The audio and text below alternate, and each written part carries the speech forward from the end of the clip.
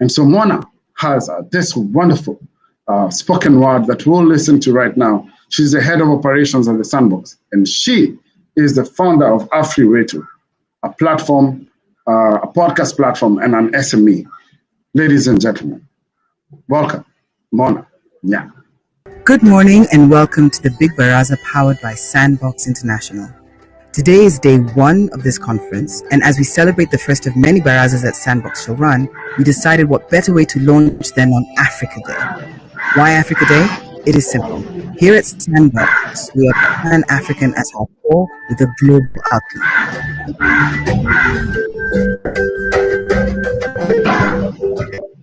Africa Day commemorates the founding of the organization Community, now known as the African Union, back in 1963 on the 25th of May. It became the African Union in 2000. To paraphrase a quote from the AU, the organization was the manifestation of the Pan-African vision for an Africa that was united, free, and in control of its own destiny. The founders recognized that freedom, equality, justice, and dignity were essential objectives for the achievement of the legitimate aspirations of the African peoples, and that there was a need to promote understanding and cooperation that transcended boundaries between African states. This year, the Africa Day theme is Art, Culture, and Heritage, Levers for Building the Africa We Want. This fits perfectly as to what we here at Sandbox believe. We want to leverage on the African genius of our past, our present, and looking into our future. This in order to create, support, build, and serve the SMEs and entrepreneurs, the backbone of our economies. Please make sure that you have registered for our mailing list so that you can receive the latest news and exciting products from the Sandbox Village experts and our partners. We stand on the shoulders of our ancestors who perfected trade across the region and the continent, like Mirambo of the Nyamwezi of Tanzania, Chief Kivoi Mwendwa of the Akamba of Kenya, and King Caleb of Aksum of Ethiopia and Eritrea, who were well-known trading leaders and civilizations with their neighbors as well as with foreigners. We recognize and celebrate our ancient and famous trading cities such as Kilwa Kisimani and Sofala off the eastern coastline. These were the market spots, the Barazas, their day. Today we build on these ancient practices and reclaim this glorious history. We have an exciting program and lineup of African experts and leaders who live and breathe African excellence in business, especially in the SME and entrepreneurial space. This is your conference, SMEs for SMEs. This is your space, and we want you to use your voice and engage with them. Karibuni nyote.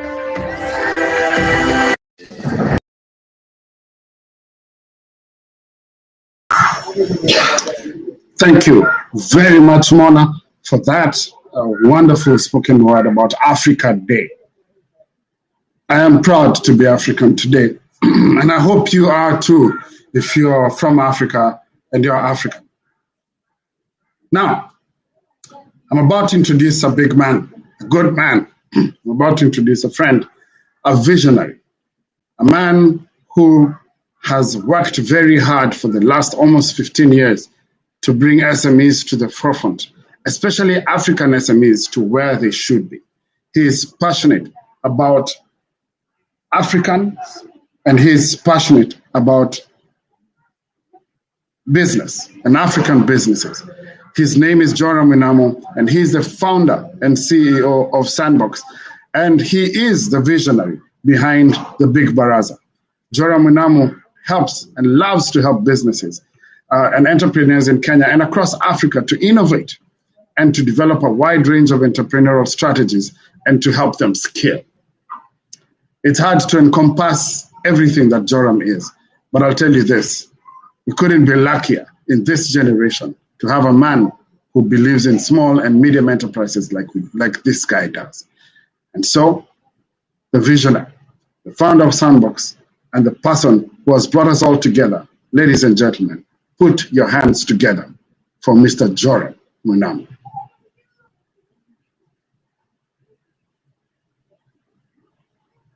Joram, come on and join me on stage. Thank you so much, Amani, for such a glowing tribute. Check your... Yeah. You're welcome, sir. Your money. You can hear me. That's the standard opening statement for today. Thank you for such a glowing introduction.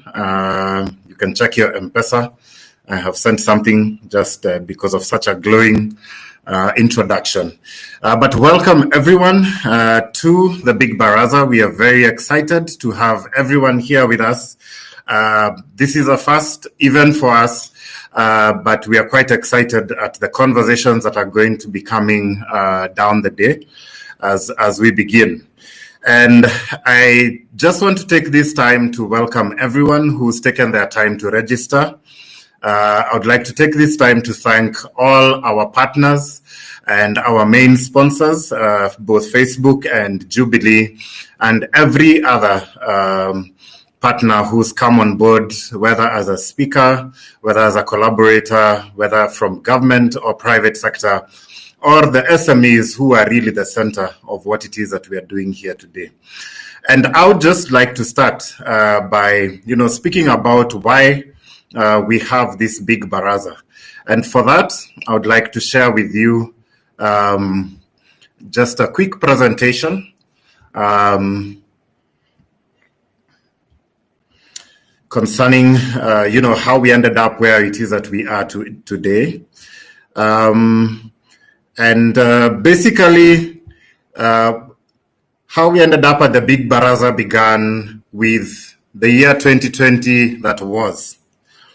And 2020 for many of us would probably be a year that many of us would like to forget, because it was not an easy year. It was a difficult year. And we are quite, acutely aware of just how difficult it was, because we spent our time at the sandbox basically studying what's going on, and also put a lot of effort to support people during the time that we had COVID-19. Last year, one of the companies at the sandbox, Wild International, carried out a survey of how SMEs were doing. And at first, we did the first survey between March and April. If you remember quite well, just when COVID had been announced. At that time, none of us knew how long this was going to take. But we did a second survey between September and October, which was like 6 months into the pandemic. And it was very clear that the number of businesses that were significantly worse off had grown. A lot of people had seen their revenues, fall all the way from what they were doing to even 20% of what they would normally do. And a lot of people had to let go of staff. Many of them had to struggle through surviving the pandemic. Some people let go of their offices. And generally, it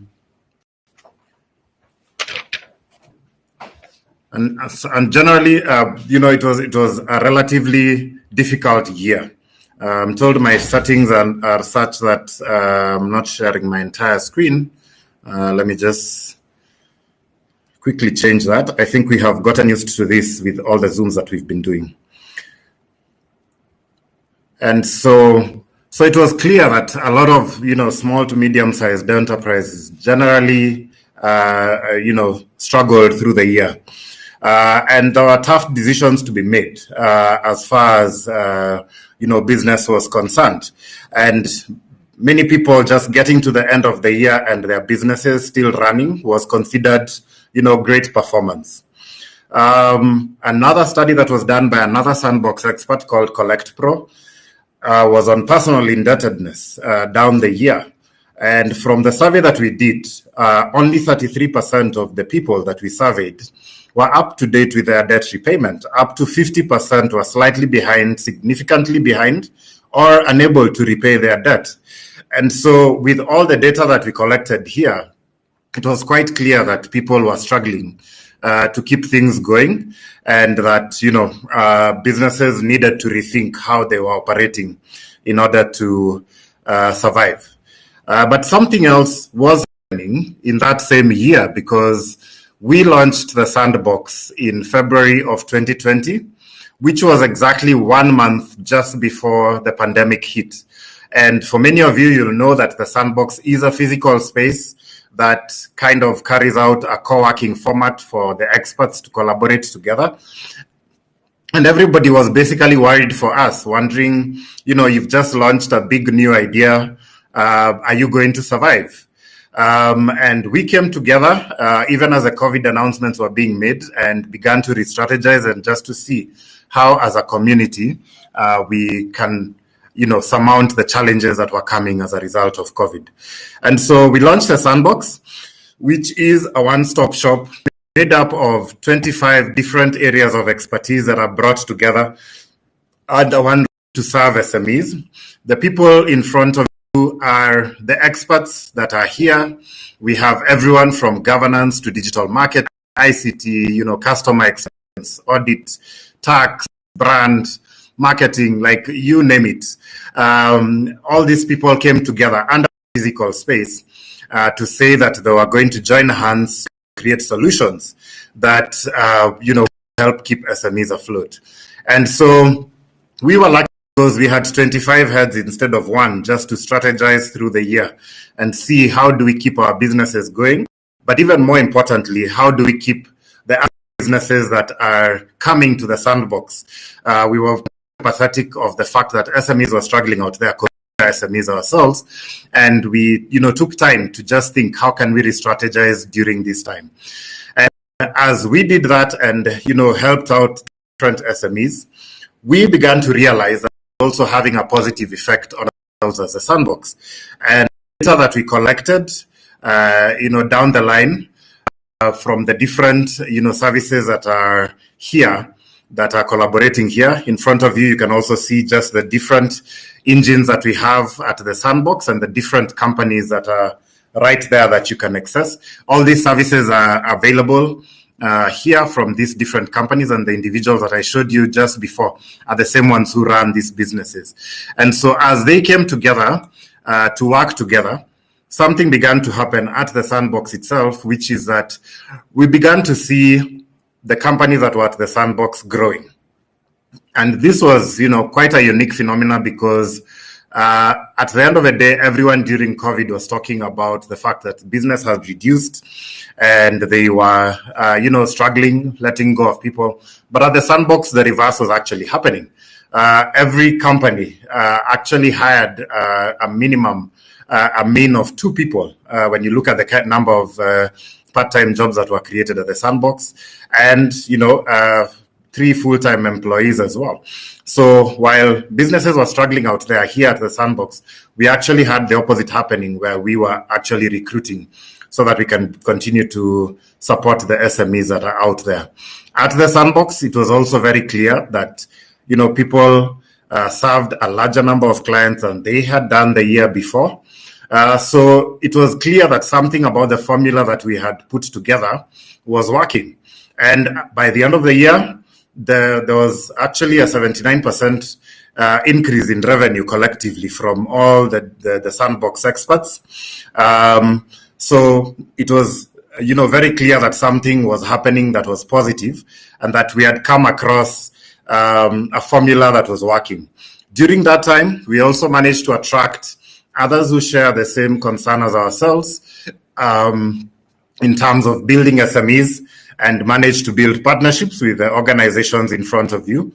We also looked at the database of all the different small, medium, and large enterprises that we are serving collectively at the Sandbox, and the number is currently at about 1,700. So, what is it about this formula that is different? And for us, the Sandbox formula has been something that is basically giving us infinite possibilities. We talked about designing a formula that delivers sustainable business models localized for the African ecosystem. And we call this the village formula. Why the village formula? All of us come from a village somewhere. At the end of the year, we are always saying that we are going back to the village. And for us, it has been very important to go back to our roots as Africans and say that we've always done things collectively. And when we create that collaboration collectively as a village, we are able to achieve better results than when everyone tries to go at it alone. And so this formula of coming together under one roof as different collaborators that has turned out to be quite successful and provided infinite possibilities is something that we then felt we can extend to the rest of the SMEs in Kenya, and just to encourage people and say, look, there's a different way we can do this, and the different way in which you can do this goes back to our roots. How about we go back to doing things how we always did it as a village? Because when villages hold hands together, nobody goes hungry. When villages hold hands together, nobody lacks. And why not bring back that which was at the center of how we operated as Africans and make it mainstream? And that's basically what brought about the idea for us to build, something that would then extend that village. And the idea of the SME conference made by SMEs was born. And that's what brought us to this big Baraza. Because we said, if this formula is working very well for ourselves, why not extend the village and, spread that formula across? Why not rope in more people to come together as a village in a Baraza, have a big conversation around how can we keep things going during these difficult times. So we invited SMEs to be part of, this conference. We invited government regulators who were very gracious to agree to join us, and you'll be speaking of them later today. We invited corporate players who are also interested in creating solutions for SMEs, and together we've been able to bring together all these different parties who traditionally and ordinarily would not be speaking to each other, to have a dialogue and discuss about how can we move things forward together. And therefore, this big Baraza, we hope, will become an annual event, born, conference for SMEs by SMEs, and where SMEs are at the center of the conversation and driving the conversation forward. And so we are glad that you've all been able to join us to have this conversation together with us. And basically, by placing SMEs, their needs and needs at the center of the conversation, and having them lead the conversations about SMEs will help us get to the heart of the issues that are plaguing SMEs, the challenges that are there, but also talk about the opportunities that are there for SMEs and, grow that conversation down the year. So the big dream that we have for Baraza is to be bringing together over 1,000 SMEs to just actively engage. And this year we've had to do it virtually, but we hope, things open up down the line, we may now be able to do hybrid, Barazas that can bring together people from across the country, but also bring people physically into the space. And we're basically looking at inspiring and having innovative conversations with regulators, policymakers, different implementers across the country on different issues. And our theme this year is about expanding the business village. How do we expand this village and make sure that nobody is left behind and nobody goes hungry in our village? And this is a kickoff also of mini Barazas that we are going to be having throughout the year. We are looking at every month or every other month having focused conversations, whether it's with those same regulators, policymakers, or corporate players. We hope to be coming together to just have very focused and in-depth conversations about different issues that will enable us to grow into the future. And we also took time and did our report about what to expect in 2021 and beyond. I believe somebody will be able to post this link in the public chat right now, where you can download the scenarios report. We brought together an economist, a political analyst, a health expert, and a technologist to talk about what should we expect going forward. And basically, with elections coming up, with the debt burden still being there on the economy, with our slow vaccination process, it is very clear that, the next few years are not going to be as optimistic as they were before COVID hit. And that generally things are going to take some time before the economy recovers back to the same levels that it was. And the whole, COVID situation has forced us to adopt technology a lot faster than we had hoped before. And so, you can download our scenarios report, and there's also a video where we've had that discussion about what to expect. But clearly, it's going to be a little bit difficult for, some longer time. But we here at the Sandbox are quite prepared to, come up with solutions that can help the whole SME space or the people who support them or are interested in them to move by and you possibly even to thrive during this time, as we have found. So we are inviting you to join, our community. We're going to be launching some startup products next month. We are looking at launching some innovation and entrepreneurship challenges, some very exciting with some large corporates here in Kenya, and you'll see those announcements soon. We'll continue to do our internal programs, online workshops and webinars, just to support you through the different challenges you're going through. We will continue to do our research reports, and we'll continue to collaborate with other industry players so that we are able to create that environment that continues to support SMEs and makes it favorable so that we can create competitive SMEs right here in Kenya. Tomorrow I'll be talking about, bigger opportunities and also the future of Sandbox. So I look forward to seeing you. But welcome to the Big Baraza. Enjoy yourself. Learn, interact, network, shamelessly promote your business in the chat. Please, we are all SMEs. Have fun. And it's a pleasure to welcome you and to officially the Big Baraza. Thank you. Mani? Thank you very much, Joram. Thank you for inspiring us, and thank you for thinking about SMEs. Please do not leave, because you have an important task to do just now. However, I'd like to ask all our guests that as soon as we're done with this session, that you will need to join the opening remark session. What you do is go to the auditorium again on your left, and then you will see the next session, which is the opening address, and join it. But before we do that, Joram, please come back, and I'd like you to do me a favor and introduce the CAS, the next speaker, because you have this honor of introducing our guest of honor. Go ahead and do it. Okay. Yes. We are always looking for the mute button, and some of us keep forgetting protocol. Thank you very much, Amani.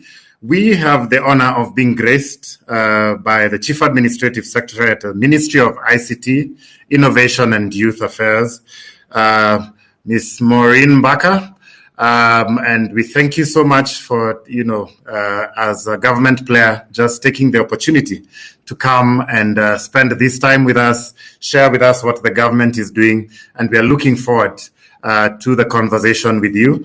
And so I'd like to take this opportunity to welcome on stage Ms. Maureen Bakker, the Chief Administrative Secretary at the Ministry of ICT, Innovation and Youth Affairs. Welcome, Maureen.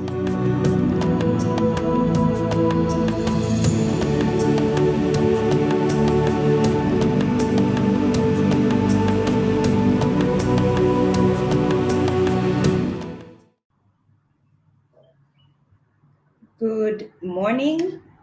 Am I audible?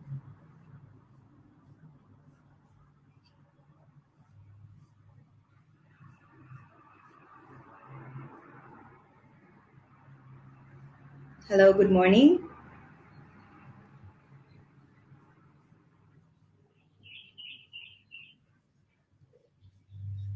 I hope that I am audible to all. The CEO, Mr. Jonah Minamo, CEO of Sandbox, the organizing committee of the Big Baraza, moderators and panelists, distinguished guests, SMEs, ladies and gentlemen, greetings and good morning. It is my great pleasure to join you all this morning to deliver the keynote address during the first ever Big Baraza conference organized by Sandbox. First off, I would like to congratulate the Sandbox on recently celebrating their first anniversary and for putting together such a successful conference to help support SMEs in Kenya. The government of Kenya is cognizant of the fact that small and medium enterprises are the backbone of the Kenyan economy, accounting for 81% of employment opportunities in the country and employing approximately 14.9 million Kenyans. It is regrettable to note that within 3 years of inception, 75% of SMEs struggle and end up closing down. The high mortality rate is attributed to, among other factors, lack of access to finance, a lack of access to technology, and lacking management skills. The government is committed to helping SMEs manage and recover, especially from the effects of the COVID-19 pandemic on the economy by, among other measures, announcing the economic stimulus package that offered tax breaks, as well as direct payment of pending bills. The government in May of 2020, under the second economic stimulus package, launched initiatives to help young people recover economically against the negative effects of COVID. 10 billion Kenya shillings was set aside towards the Kazi Mtaani program, which is coordinated by the Ministry of Transport, Infrastructure, Housing and Urban Development. The government has also developed numerous programs that support SMEs in various sectors, like manufacturing, through the 1.4 billion funded Kenya Industry and Entrepreneurship Project. We also have the Kenya Youth Empowerment and Opportunity Project that has provided training and business support for thousands of youth across the country. The government also plays a leading role in stimulating growth in the SME sector through incentives that attract investment, doing business with SMEs, market exposure through government-sponsored expos, capacity building, as well as through research and development funding to help stimulate growth and the improvement of infrastructure to promote business access. As a ministry, we strive to enable socio-economic growth of all SMEs through our robust investment in digital infrastructure to ensure that ICT is universally accessible and reliable as we envisioned in our economic development blueprint, that is the Vision 2030, as well as policy documents such as the National ICT Policy of 2020. The Ministry of ICT, Innovation and Youth Affairs continues to improve access to affordable broadband connectivity through the National Optic Fiber Backbone Infrastructure, as well as utilization of the Universal Service Fund to improve access to ICT solutions for SMEs across the country.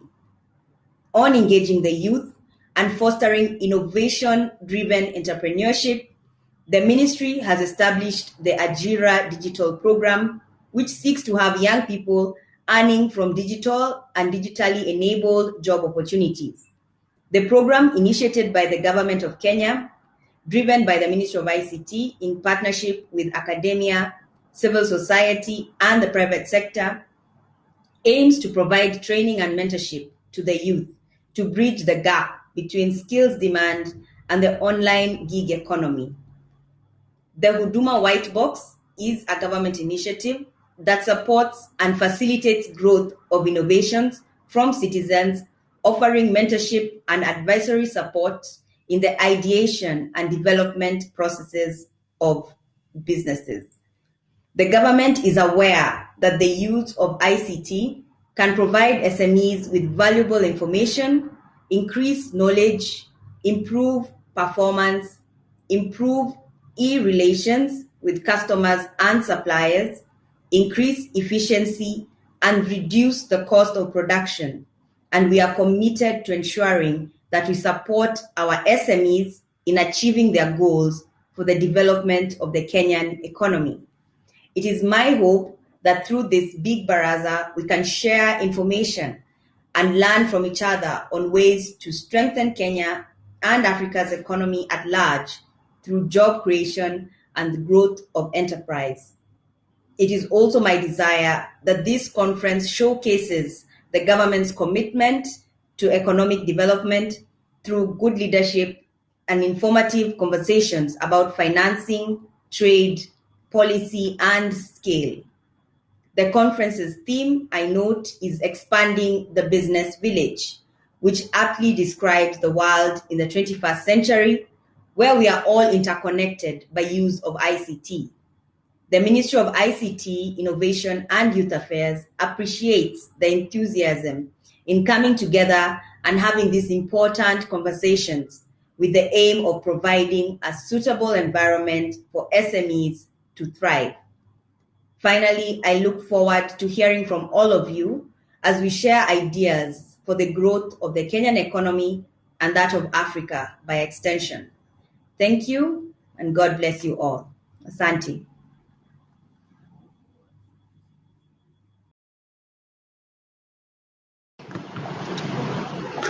Thank you very much, CAS Maureen Bakker, for that wonderful opening address.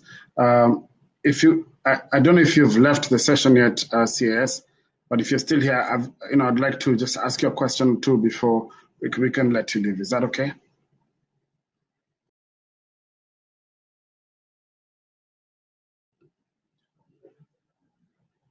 Madam CS? All right, I think she may have left the stage, and that's okay. And that's okay. We'll go into the next session. I had a question for her, especially I heard her mention the Huduma White Box, which is an innovation space, and I think would have been a great opportunity for us to interact with what the Sandbox is doing and what innovations are happening with our SMEs. If you have questions for her, just drop them into the Q&A, and we will definitely see how we can get some of those questions answered. Remember to continue. There you are. Thank you, Madam CS, for staying and for coming back. And thank you for your speech. You've said some interesting things, and I just had one question for you before you leave. I noted that you mentioned the Huduma White Box space, which is an innovation space. I'd like you to talk a little about that. And that's, this is the first time I'm hearing about it. And, it would be great to hear what is the opportunity there for SMEs and how can we collaborate on innovations? Thank you. Thank you so much for that question. Well, the Huduma White Box is really a government initiative that recognizes, that there are innovations out there that, mostly young people have all these ideas. So this is a place for them to come, what you can say, for incubation. So we do have our website, the Huduma Whitebox.go.ke, where you can submit your innovations, and we have on our end persons who can assist you in growing your idea further. So it's all about incubation. If you have an idea, how can you grow it?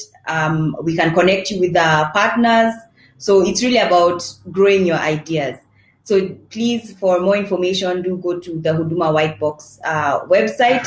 And perhaps I have heard of that we have mini barazas going ahead. So please do invite us for a mini baraza, and we can speak more about the Huduma White Box and how it can assist innovations out there. Thank you. Thank you very much for that, Madam CS.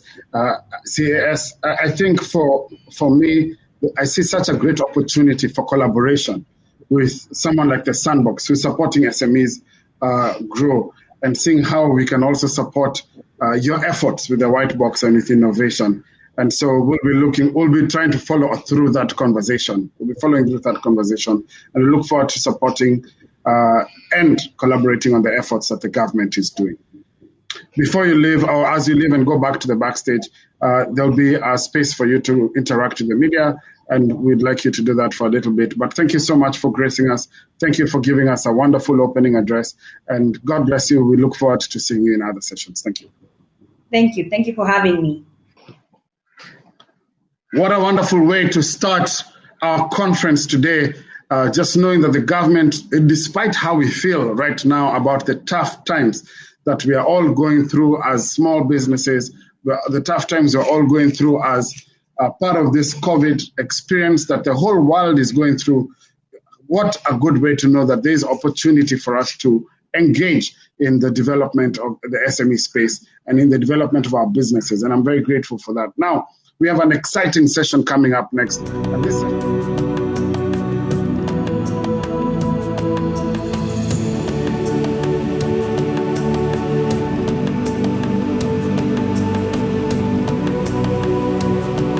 Oh, welcome, Chris and Grace. How are you? Very well. Really good. Good to see you. Fantastic. Yeah, it's good to see you too all, and thank you for joining this session.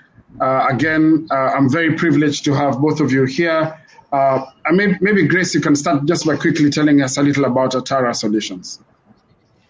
So Atara Solutions is an HR consulting firm. However, today I'm in the capacity of Get It Right with Atara Solutions. Okay. I am a woman with many caps, and one of them is demystifying issues that are faced by entrepreneurs and employees. And that is what brings me here. We run a program every Tuesday from 8 p.m. to 9 p.m. on Zoom, where we actually host different entrepreneurs who tell us how it has been. We also have different experts who join us to educate us on matters running a business successfully. So we cover everything from mental health to entrepreneurs who share with us their journey. We cover strategies. We cover everything that affects business because, most of us, the Bible says, my people shall perish for lack of knowledge. Or ignorance has no defense. So that's true. Yes. Well, the first one is in the Bible. The second one is not. Chris, tell us a little about Wild and what you do at Wild. So thank you very much, Amani. We are very delighted and excited to be here today. Wild International is one of the leading SME strategy experts in the country. We are definitely the people to go to when you want to build a new strategy for your business. When you're looking for business coaching, when you're looking for strategy consultants, you come to us. We have been part of the wonderful history of the Sandbox, being the company that gave birth and rise to the Sandbox. So we are excited to be here today, and we're really looking forward to having a great conversation. Wild also looks at itself as an ecosystem player, right alongside many other organizations that are working to support SMEs. So we work with banks, we work with insurance companies, we work with development partners such as the International Trade Center, just to be able to support SMEs and help them to be able to grow. So we are here and happy to be here. Fantastic. Thank you very much, Grace and Chris. Chris, I was expecting you to also quote a Bible verse, but we'll get back to that at another time. I'm going to start with a very simple question. The CAS in her speech talked about the failure rate of SMEs. And it's for people who've done research on how SMEs are in this country, it's a well-known fact that it's true. 75 of these SMEs die within the first 3 years of inception. And I'm wondering, is there a link between the the leader in the SME and the failure of the SME? Is there a link between maybe the management skills, the leadership skills that I have, and whether this was, ladies first?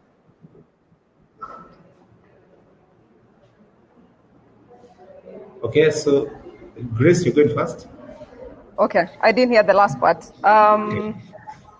Yes, but I will be very careful with the yes, because there are many other factors that come into play for failure of business. It's actually very sad that the businesses that started this year, this is 2021, in January, will not see the end of this year, December. And part of it is, of course, the leadership. And allow me to relate this with change management. A lot of us go into business without knowledge of what is expected of us. And when you look at it from a point of compliance, if I take it as an example, for us to run a HR consulting firm, we need to be registered with IHRM.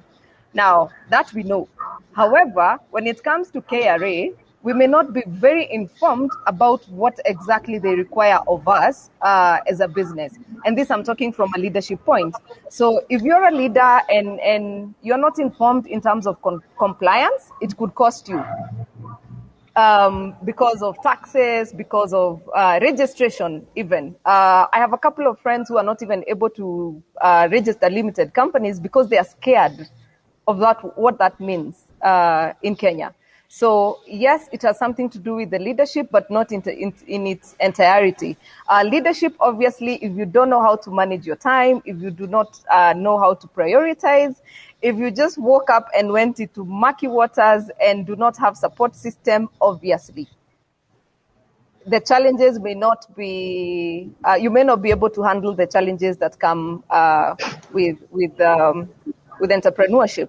So leadership skills, the personality of the leader, the why of the business is very important, and this is what keeps us going. And I'm sure Chris will agree with this.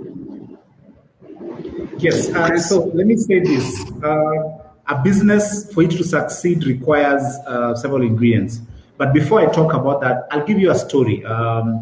About the year 2006, 2007, I was working at a company that was based at the NSSF building on Community. And I used to park my car right outside the SDA. So if you know Nairobi, that basically means it was a street side parking. And there was a gentleman there who used to take care of our cars the whole day, and he would also polish our shoes.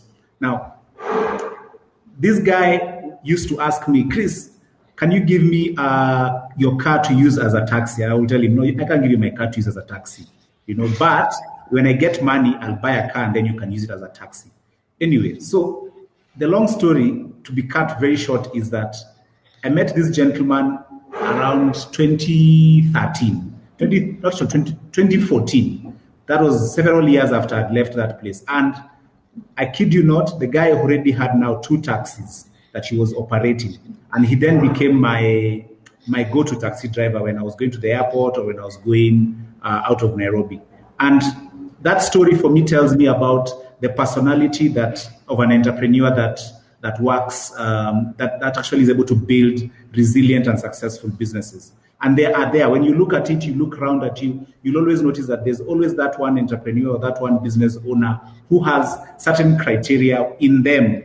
They sort of have discipline, they sort of have hard work, they have resilience, they have a measure of understanding customer needs. Because this gentleman would polish my shoes, wash the car, take care of it, and in the evening when you come, you'd give him the money. And he would save that money, and eventually he became a taxi driver, and he owned not one, but 2 other taxis. So there's a personality of an entrepreneur that works and is able to actually succeed in business. And we see this across different industries. But beyond the personality of the entrepreneur that works, there's the big in terms of the value proposition that you give to your customer. That will also determine whether you succeed or fail. And the third thing is obviously the environment.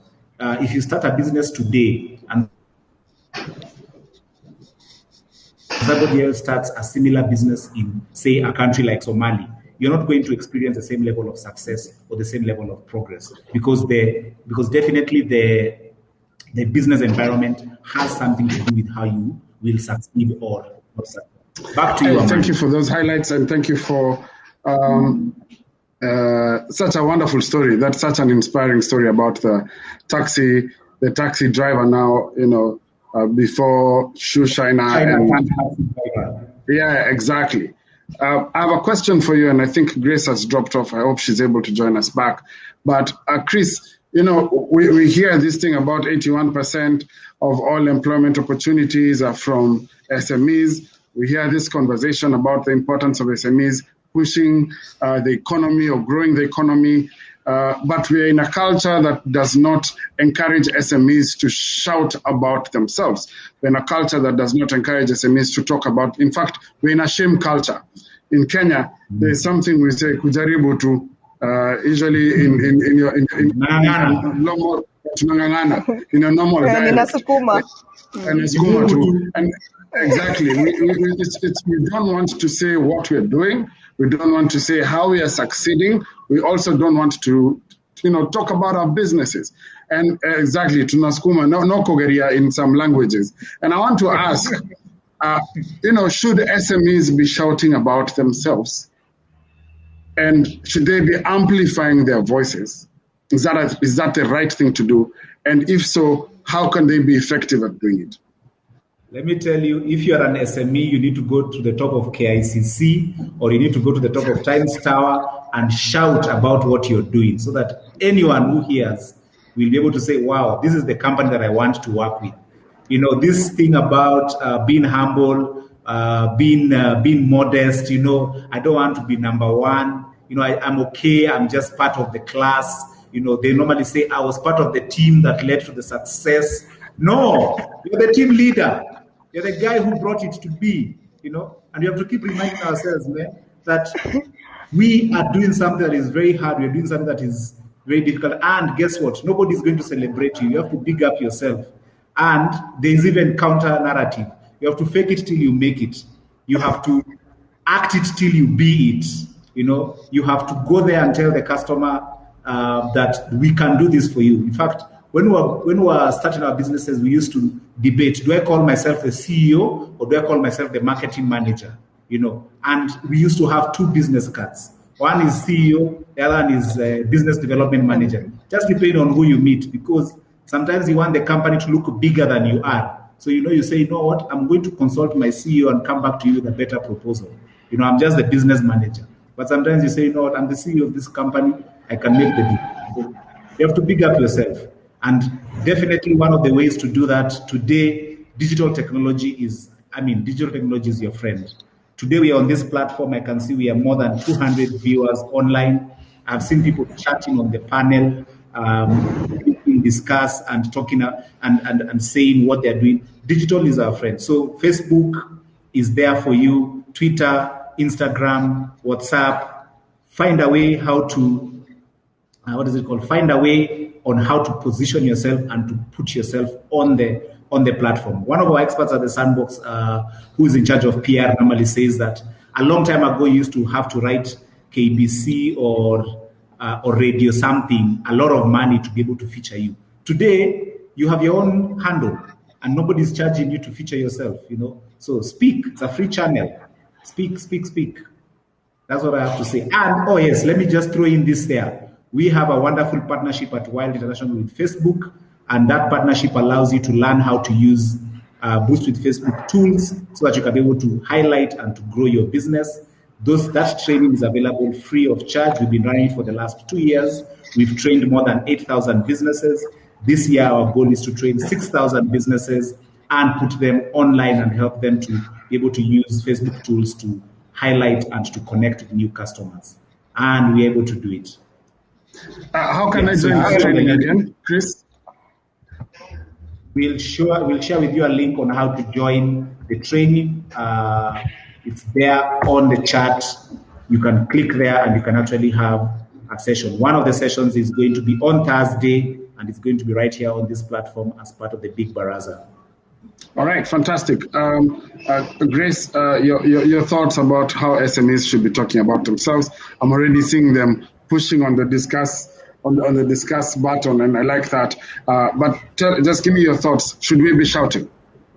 Of course we should be shouting. Gone are the days when we kept quiet and waited for somebody to notice you.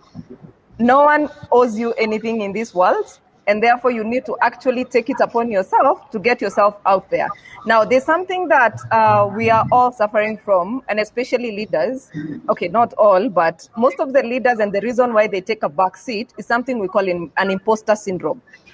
You want to shout about yourself, but you think, why can't people just notice me? Why do I have to tell them that I'm here? And this is something that is really, really costing us. Or like Chris has said, when you're called CEO, you start thinking, oh my God, am I a CEO? I prefer to be called something else. So you have to shout about it. There are platforms to shout about it. This evening, from 8 to 9 p.m., we are hosting a business owner who will tell us how he's been able to become serialpreneur, these people with 1,000,001 businesses. And some of these things we don't host them because we want to gain. We just want to educate people that it's doable, that you don't need to sit at the back seat. There are platforms that have been availed to you. And Facebook, for example, you can go live and talk about something and tell people what you're doing. So we have opportunities and we cannot keep quiet. By the way, somebody asks you, how do I deal with competition? Number one, you do not deal with competition by staying behind the wall. You have to come out here and face the competition. I mean, the market is so big, you'll get your own clients and they can only come to you because you're out there. I like it very much because if you're not talking about it, you're even not in the competition in the first place. We've run out of time, but I want to thank you, Chris and Grace, so much for your insights. Grace, please post the link also to your session so that as many of us as would like to join the session can. I do want to hear this serialpreneur. It's very interesting because once upon a time we used to be told, focus on one thing, okay? And now we are told that to make wealth, you cannot have one source of income. So I have questions for this serial entrepreneur. And so, thank you for that. Chris, you get a job. Say something. Used to be told, work hard, you get a job. Exactly. Yeah. Exactly. Not a business and employer. That's true. Exactly. And so I'm very grateful for your time. Thank you so much. And, we look forward to engaging with you on these different platforms that you have. Your training on Thursday, Chris, and your also your session this evening, Grace. Our next session is a wonderful one because this one is about resilience. Our next session is about understanding how do you deal with crisis as a small business, and especially because we've been in this pandemic. It's by Dr. Gadhuru, and I'll be introducing him shortly. Thank you so much, our panelists, and we can join the next session, and I'll be introducing Dr. Gadhuru there. Karibuni.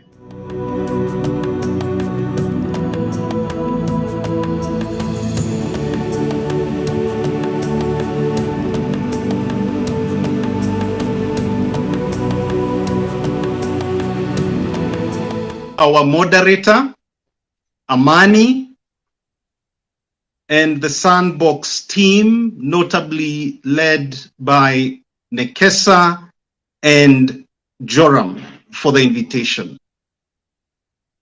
Madam CAS, distinguished guests, ladies and gentlemen, Hamjambo.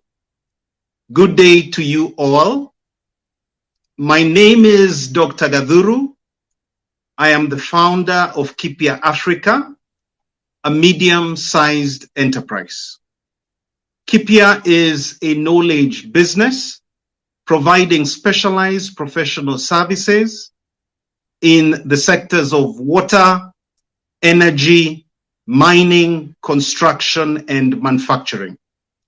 The COVID-19 pandemic has been a disaster. Lives have been lost.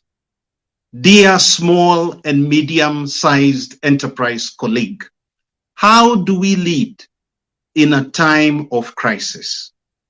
The word crisis for a company translates to no customers, no cash, the lifeblood of a business. Crisis also means more debt and more desperation and staring at shutdown. Over the last 10 years of running Kipia, I have segmented my leadership into 3 parts: my company, my community, and my civic responsibilities. The idea of my company started 10 years before I launched it.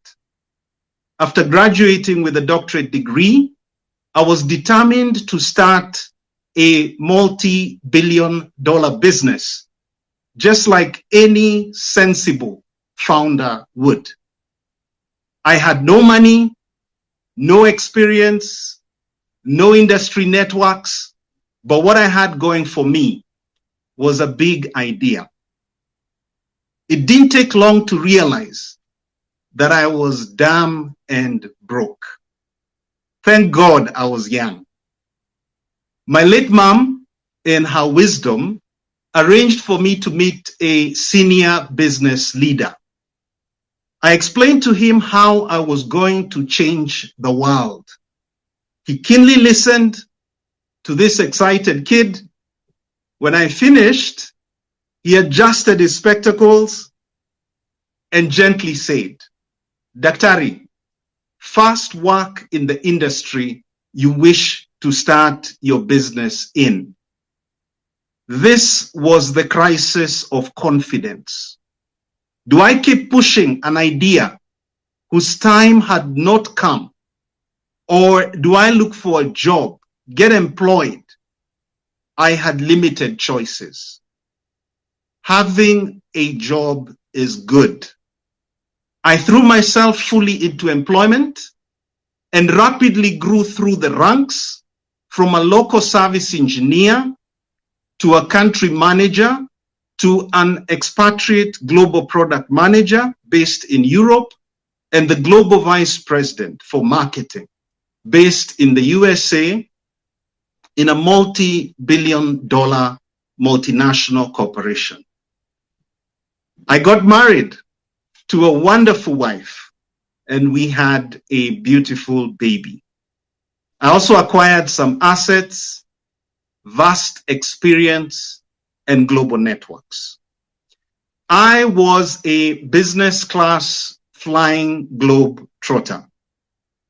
One day I was invited to dinner at a European ambassador's residence in some exotic city. The ambassador was probably not briefed that I was a black man, so he possibly thought my counterpart, the country manager, was my boss, and I was maybe his driver. He also made the undiplomatic mistake of not greeting me. During dinner, he realized his error, but did not have the courtesy to apologize. So it was left to me to fix this problem. I was tempted to burst out in a litany of profanity, but decided this would not be favorable for the image of the corporation. I steadied myself, and not so many words. I let him know that I was the visiting leader and proud to be African. On the business class flight back, I was confused. Is it better to be unhappy in business class or to call it quits and be content in regular class? Life at the top can be cold. Where you come from or are perceived to come from should not matter. But in reality, it does. This was the crisis of being African. The time had come for me and my family to come back home. After months of planning my exit from the corporation and the transition back home, I arrived in Nairobi. Kipia had started. For me, it was back to the school of hard knocks. 3 years into the business, Kipia was a leading supplier of knowledge workers, from engineers to technicians and administrators, serving the then booming business of drilling for oil in northern Kenya. I had built up a strong management team and was guided by an advisory board. We had secured great business from the world's largest oilfield services corporation. All I could hear was drill, baby, drill. Notwithstanding this boom, I had insisted that we remain diversified in the sectors we work in. From past experience, as a student at Aberdeen University, I had seen the impact of an oil-dependent economy. When the commodity price peaks, and falls. Aberdeen City was tied at the hip to oil. Between the years of 2011 and 2014, oil was trading at an average of $100 a barrel. The oil price collapse of 2014 was the first major dip of the oil drilling business in Kenya. However, through our solid relationships in the industry, we kept growing for two reasons. One, our clients made us the preferred supplier of knowledge workers, dropping off the competition. And two, we expanded the business across Eastern and Southern Africa. At the same time, we were aggressively growing our business in the water and mining sectors. However, keeping abreast of global sentiment, I knew that the hydrocarbon part of our energy business was bad for the environment. This was the crisis of climate change. We started strategizing on how to pivot Kipia away from oil and into sustainable energy. Steadily, we shifted our brand focus from the sub-brand, namely Africa Drilling Solutions, and focused on the mother brand, Kipia Africa. We also leveraged on the digitalization of the water business and the opportunities in geothermal energy.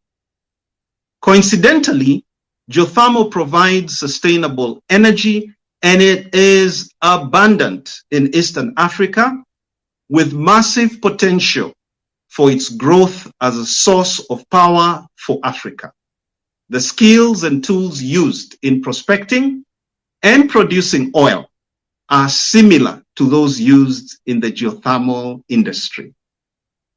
From the early years of Kipia, I had taken the initiative to sign up the company to industry associations in the sectors that we operate in.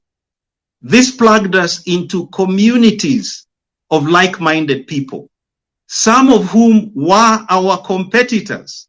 The benefits of being in a community far outweigh the drawbacks. For example, when lobbying for a government-sanctioned business incentive like a tax relief, it is more effective to speak as part of an industry association than as a single individual or company. I recall attending a conference, and during the tea break, I approached the then Director General of Kenya Vision 2030. The first question he asked me was, how are you associated? In other words, which association did Kipia belong to? I was glad to list a few. Not only was Kipia a member, but an active participant. We were also able to offer professional services to our associations at no direct cost to them. For example, the use of our company Zoom account for virtual meetings during the pandemic. Such seemingly simple acts have grown our brand exponentially. We then took our community engagement to a new level, starting innovation and investment platforms for each of the sectors we operate in. To broaden the opportunity, we partnered with renowned private and public sector institutions. I learned that as an SME in the Savannah Valley, billboards are not an efficient way to advertise an industrial solutions company, but more effective for Kipia are the personal relationships built through communities. On a personal note, and my last point, I believe that we owe our country a civic duty. Look around you. So much that influences your business seems out of your control. A crisis of potholed roads, poor drainage, unreliable water supply, instances of insecurity, to name a few. Are we too busy building our businesses that we cannot be part of the solution? Can I fix the problem of where I am from? In any case, where does one start? But don't we all pay taxes? On returning to Kenya and starting Kipia, I soon took up the unelected position of chairperson of my residential area. Certainly an unpaid, no glamour role, but a very vital one. Keeping a sense of order where you live makes your life better. And if we add up all the residences around us, we get a city. And our cities, towns, and villages make our country. Civic impact starts from the bottom up. I am also in the public service. I was recently appointed to serve in the Sector Skills Committee for Mining and Energy within the Ministry of Education. My role is to provide guidance on skills, a governance framework in the natural resources sector of Kenya for the benefit of present and future generations. I urge you to spread your wings beyond your company and your community. We also need to be involved in the affairs of our country and by extension, our continent. I want to be able to proudly say, without doubt, I am Kenyan. I am African. The Kipia journey is elaborated in the brochure that is attached as a handout in this meeting platform. It also talks about our company values and services. Please download it, review it, and feel free to make contact. Ladies and gentlemen, I hope your company will not only survive, but will thrive through the current crisis. Seek to provide value to your chosen customers, and in return, you will capture back value. Invest in your community, the network that will give you the staying power to get through the next crisis. Also, start on your civic duty. Along your journey, there are moments when you will win. Celebrate all wins. A successful business is like an unending, fast-moving roller coaster where the highs minus the lows equals a positive position. Do what you believe in, and we will all believe in you. Thank you. Asanteni sana. I wanted to ask you a question and say, for most of us in our business, you've talked about civic duty. We are in survival mode. You know, we can barely make ends meet. Many of us have had to let go of staff, of people. You know, we've had to scale down our businesses. We now work from home. We don't want to pay for an office anymore because it doesn't make sense to have one if you don't have a team that you're building for. My question for you, Dr. Gathuru, and as I thank you for being so inspiring, is how do I think about my civic duty? How do I keep a big picture? How do I keep this vision going? How do I even do ethical business when I am just on survival mode? Thank you very much, Amani.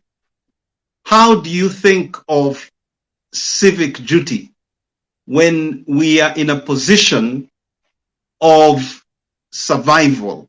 We are trying to put food on the table. Amani, just like starting any business, I would suggest keep it simple. There is a lot of things we can do in our neighborhoods that do not require monetary expenditure. Cleaning the road in our compound is priceless. Planting at your gate will cost almost nothing. Being a good neighbor to your neighbors when it comes to garbage collection, when it comes to keeping an eye out for their kids, really does not cost anything. So keep it simple, but very importantly, start. And before you know it, your community will take notice, and suddenly you will be nominated and appointed for other public roles. Thank you, Amani. Thank you very much, Dr. Gathuru. You're saying start small, start where you are, but start, you know? And I like that, because you're also saying that if we think small, if we think only about ourselves, then, you know, we can't grow further than ourselves. But if we're able to think about, I like how you said it, our residences collectively form our village, this form our town, and these towns form our country. And, you know, you're right about that. So I really appreciate you asking us to think more than ourselves, think about the environment that we live in. Thank you so much, Dr. Gathuru. And thank you for your handout. His handout is on the handouts section. He has this document about Kipia. Please go out and read that, and we hope that we can engage with you privately or in other sessions when you have the time. Asante sana. As I let Dr. Gathuru leave, thank you. As I let Dr. Gathuru leave, we're going to be sharing with you some stories of resilience, because you know what? This is the time to be inspired, just like he has inspired us. And then after that, we'll go into a survey about SME perceptions. So stick around, don't leave. We are a little more than halfway done with today's conference. And so we just have 3 more sessions to go, 3 quick sessions to go. And so we're looking forward to being able to share with you more knowledge, more insight, and hearing from you as well.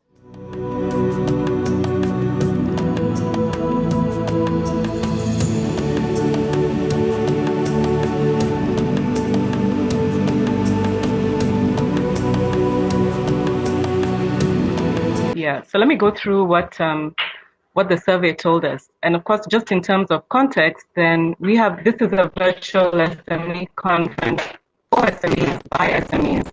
And so within that context, we spoke to 131 SMEs, and we did this across 17 key sectors in Nairobi. We were able to speak to people as well across the business cycle of below a year to over 10 years. And we were able to do this through speaking to people electronically, interviewing people electronically. So just a quick overview of what our executive summary told us. We spoke to companies and businesses across various sectors. And one of the key sectors that we engaged with was in the financial services sector, which comprises banks, insurance, as well as now telecommunications. And the feedback we got is that SMEs are actually satisfied with the products. They feel that the products have been designed with their needs in mind. As far as payment gateways that we also spoke to, M-Pesa really drives the pack at 95% usage. And my perspective is that this is likely it's for the frequency and volume of the exchanges that we have, SME to SME, SME to our customers. Another key learning we came up with is the importance of the digital platform. Most SMEs use Facebook and Facebook business products, and I'm sure we'll be hearing from Facebook themselves in a short while. And the main reason for that is because they're very simple to use. The other thing that was interesting is that the average SME is actually quite unaware of various services and products that are related to government and para-government agencies. And these include the products for SMEs by the Capital Markets Authority, CMA, the Competition Authority of Kenya, where a number of people didn't even know that the Competition Authority of Kenya exists. And then, of course, the recent Stawi loan that Central Bank of Kenya launched last year. We had a big number of SMEs that were not even aware about this loan and hence obviously have not used it. One of the other things that we found out is that taxation is considered punitive, and I guess that is not a surprise. Among the ones that were felt really punitive were minimum and turnover tax. The the recently introduced digital tax, we had about 14% of people who had interacted with it and found it punitive. And of course, overall, then what that meant is that government support generally was not considered beneficial to them. That is, over half of SMEs don't feel that they are being sufficiently supported by the government. However, on a positive note, despite the challenging business environment, despite COVID, SMEs continue to be resilient. And this is something we found out. We did some studies earlier last year, and we've done 2 indices so far. And through it all, we still have SMEs continuing to be resilient and to be hopeful through everything, despite all circumstances. So I'll just pick out a couple of highlights. Like I'd mentioned, we had 2 indices done last year through to this year. And we found, again, a lot of businesses were benefiting from maintaining visibility online. And like I said, businesses remained resilient. And the other interesting thing we found out through our indices in the COVID period was that non-funding needs, your training, your strategy support, these actually were really important and grew in importance for SMEs. And so SMEs are hungry to learn and to build on strategy so that they can grow and not only depend on funding. We had SMEs classify themselves into micro, small, and medium. And we found out that the topmost banks for SMEs are actually Equity, KCB, and Cooperative Bank in that order. And the main reasons they select these banks are convenience at almost 60%. And then we have product customization as well as speed of service, which are at 17 and 11% respectively. It's interesting again that a lot of SMEs are not very aware about the bank SME products. And so we feel that that's just a call to different services, to different financial service providers to just be able to make a bit more noise about what they can do and how they can support SMEs. We had almost half of SMEs indicating that they weren't aware of the bank SME business support products. In terms of whether they were satisfied, again, that came out very clearly. Almost 50%, at 47%, it specifically felt that these products were designed with them in mind. Just a quick touch on insurance. Again, we asked businesses, do they have one or more business insurance cover?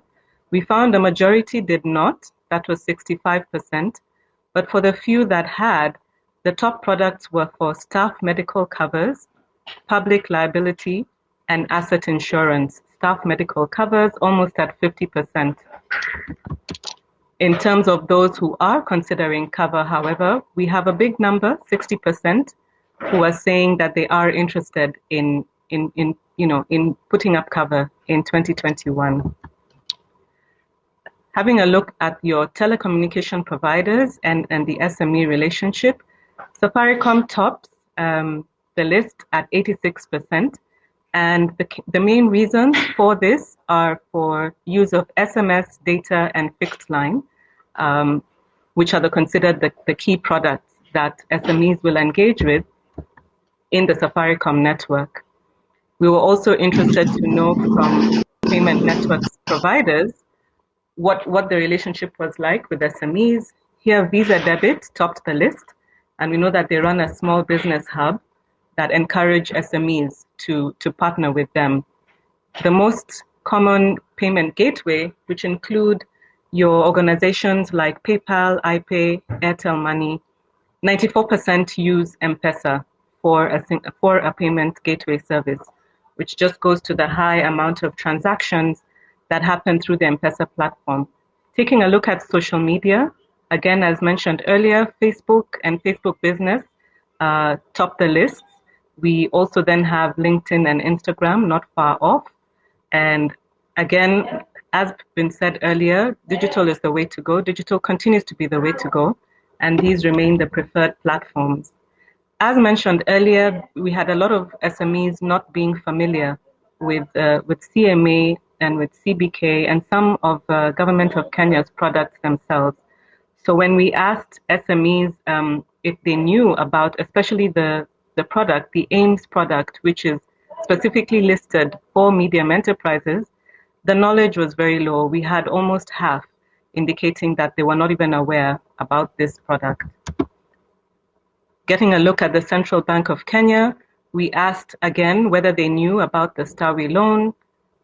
93% had no idea about it, yet it's such a useful product, a credit guarantee scheme, where you can borrow between 30 and 250,000, and as soon as you're applicable and as soon as you meet the requirements, you get that credit immediately. And so this should be something that the banks, the 5 banks who offer the Stawi loan, should be able to, again, to make a lot more news about. Just winding up on the presentation, we also asked our SMEs, what do they feel about the government of Kenya's support? And some of the examples we asked them were the fact that the MSME Act was put into place in 2012. We asked them about the Youth Fund, the Women Fund, the Fund for the Disabled of Kenya. And the feedback was that, you know, very many people, very many of businesses, that is 55%, felt that they couldn't benefit. They didn't benefit from any of these services. So whether it's Youth Fund, Women Fund out there, these have been talked about by the government, but in terms of benefit to the SME, this is not felt at all, seeing as more than half the SME population said as much. Again, the knowledge of Competition Authority of Kenya was very low. We had almost 50% that did not even know about the Competition Authority and all the services that they offer, including anti-competitiveness, including consumer protection, and coming back into which of these services had been most beneficial. About the half who had interacted with this, the biggest one was consumer protection. And so for SMEs, this was important within the competition space, that they feel protected. And as far as the future of the business in 2021, as mentioned earlier, SMEs continue to be resilient. And so in 2021, we have a third of the businesses claiming that they do see a somewhat better future for themselves. Lastly, as far as taxes that are payable by SMEs, again mentioned before, high levels of taxation, SMEs finding this challenging and punitive, 14% claiming the digital tax had a serious effect on their businesses. And again, it will be interesting to hear from our tax consultant and the rest of the group that is coming in for the next panel discussion, just what their thoughts are around this and how they can communicate the importance of meeting the tax obligations by SMEs.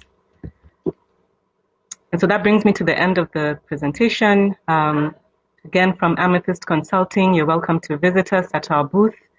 Karibu sana. Over to you, Amani. All right, thank you very much, Sharon, for that, and thank you for the insights that you've shared. I hope you can drop them at the handouts. I'm sure there's a lot of questions about what some of these insights mean, and yes. So we hope that you'll be around today and tomorrow to engage with some of the questions that come as a result of your insight. But thank you very much for sharing that. Asante. All right, asante sana. Now we're going into an excellent panel conversation right now, and in this panel conversation, we'll be talking about what some of these perceptions mean, and also what are some of the opportunities we can take advantage of.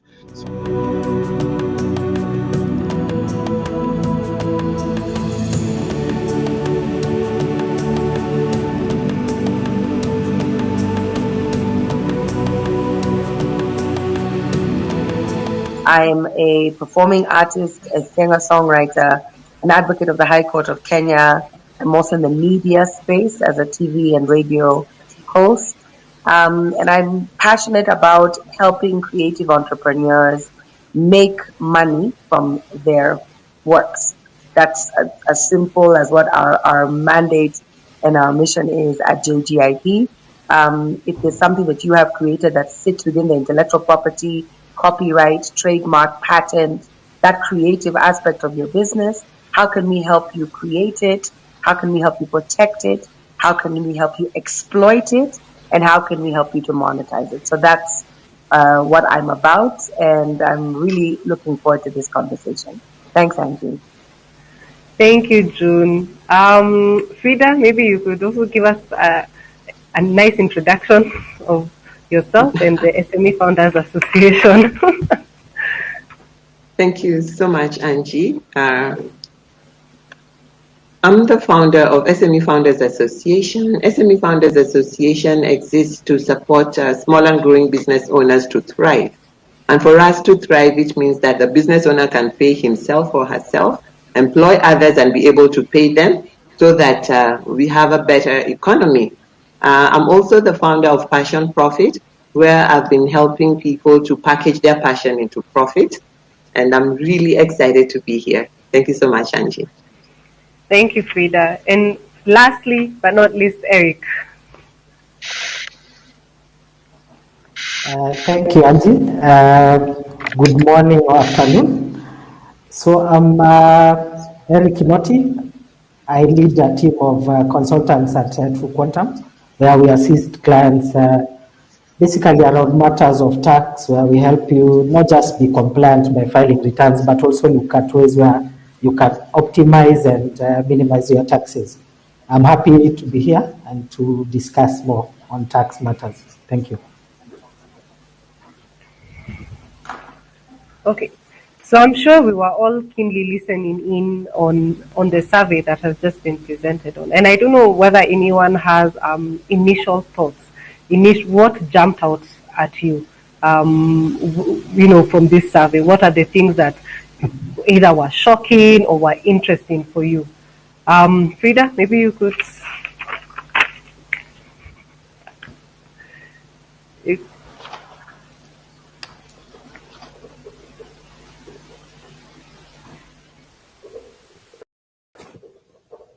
No. Oh, you're there. Okay, awesome. Yeah. That was the first trial. That was the dry run. I was muted. I'm sorry. The dry run of the real run. One of the things that really struck me is how unconscious we are as small business owners, because I'm also a business owner.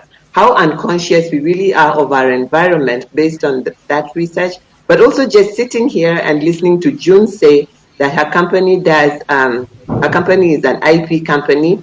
I've known her sister. The first time that Passion Profit was launched, her sister was the HR consultant. And I've been looking for somebody to copyright all the material that we are doing. And here is somebody sitting with me on a partner. How unconscious are we of all the resources that are around us? That was the most critical thing for me that has come up, that we need to be more conscious of the resources that are around us. Yeah, and that's a good point.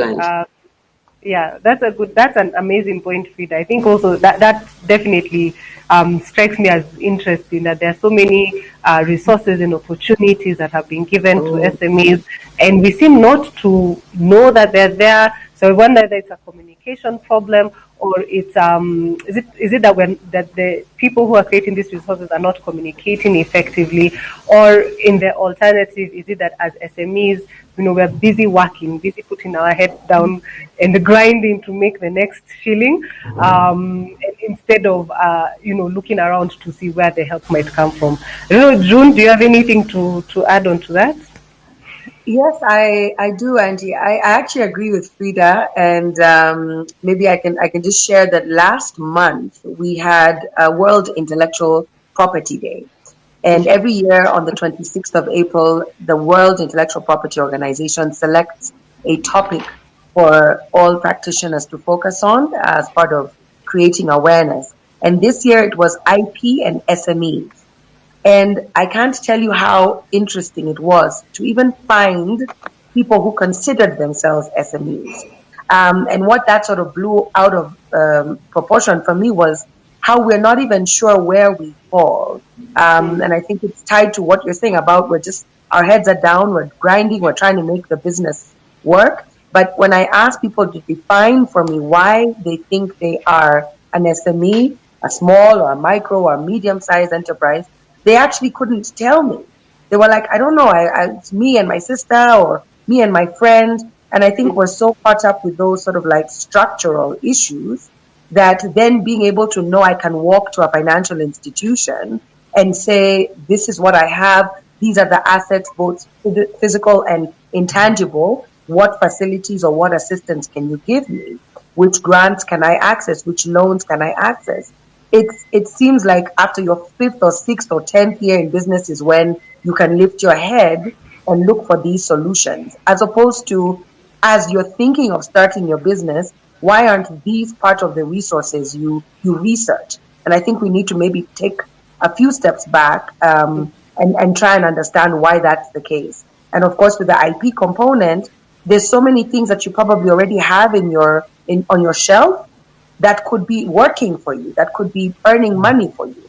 And why are we not looking at those assets in addition to personnel and other types of resources like that? So I think that's what also came out for me. And I'm not super surprised by some of the results in this survey, just because literally in April I had a similar situation as we were preparing for this World IP Day celebration.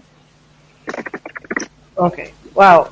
And Eric, I mean, you're the tax guy, and I have to ask you this because after every few minutes we had tax, digital services tax, mandatory taxation, VAT.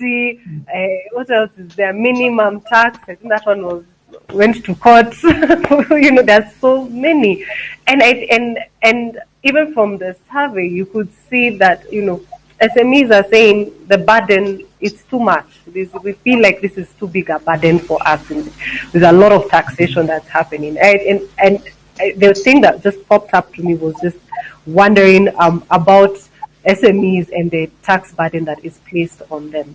Is there a better way of doing this? Is there an opportunity that the government is missing? What more can be done to ease this burden? Is it knowledge? Is it a knowledge gap perhaps also with SMEs? Maybe they don't understand what the taxes are. Maybe you can just touch on that. So I can start from the first point would be there's a bit of disconnect between the policies that we have and the tax administration. For instance, the government has put measures or systems, the ways of funds to support SMEs, as they put it, but at the same time forgetting that, especially during this period of pandemic, most SMEs are living from hand to mouth, for lack of a better definition. So I would have urged the government also look at systems where, for instance, we pick last year when the tax rates were reduced, most SMEs stayed afloat because we were able to save little money. But before businesses could recover, we were taken back to the previous rates. So I think the rates were there only for 9 months, during a period where most businesses or business owners were trying to figure out, how do I deal with times of pandemic? Do I put more money into the digital service space and try and make something out of it?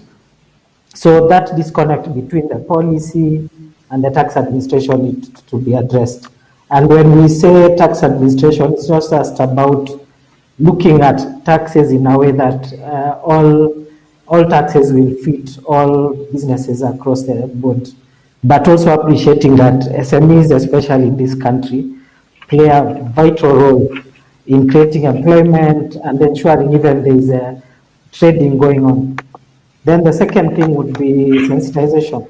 And I think this is where I also call upon my other tax experts, that there is a lot of education to be disbursed or dispensed to most SMEs. And then thirdly, also on us SME business owners, let's be ready to invest in also knowledge, get to know if there is a new tax, what does it mean for me? Does it mean that I only need to be compliant? The same laws also provide an opportunity for you to plan better. And planning means within the law where you're able to reduce your taxes. And in the long run, you find that your bottom line is always healthy. Instead of earning and every time you are also struggling to pay taxes. I think for me, those 3 key points work for me. Well, that's good advice. I hope everyone is with a pen and a paper and free taxation advice, from the tax expert, to be sitting down and taking notes. Frida, I think one of the things that jumped out for me was how many SMEs are going online and either moving their businesses online or ensuring that they have an online presence and being able to meet their customers, taking themselves to where their customers are, which these days is in social media. So I know you, in fact, whenever I think of Frida, I think of how amazing she is. Her social media game is on point. She really knows how to drive drive her agenda and reach out to people. Like, it's amazing. And I don't know, maybe you could give us just a few tips and tools and tricks for SMEs who are joining us today. They're all moving there. They're all going to Facebook, we're all on Twitter, we're on Instagram. Some of us are older, we're wondering, how do we do TikTok? What is this now? Is it for us? You can give us tips and tricks on, how do we handle social media for businesses? Okay. I know Angie from another life, and as she speaks, so many things about her come back to mind, and I can't say them all. So I'm trying to sift them in my head. So tips and tricks for social media. I'm going to sound like a stark record today, Angela. Please forgive me. And the reason is consciousness. The biggest problem I think we have as a people and as an SME is just we are so unconscious of what is around us, because I'm 55 today and I started using social media. I remember very clearly in 29. I came back into the country in 2009. All right. That is when I started using social media. I lived in America for 10 years prior. I never went on social media. All right. But when I got into the country and I started my business, I told myself, Frida, style up. All right. You don't know your networks anymore. This is a sure way of hitting the ground running. And that's how I started using social media. I didn't know what I was doing. All right. Today, I have people who come and tell me, I've been following you. So when we talk about tips and tricks for social media, the first thing is we need to get conscious of the life that we are living in. Yes, COVID has woken us up and it's like everybody has gone to social media, but social media was there in 2009 when I started Facebook and Twitter and LinkedIn, and I didn't know what I was doing. Social media was there in 2017 when I got on social media to now start doing Zoom and doing online training and stuff like that. I started that in 2017.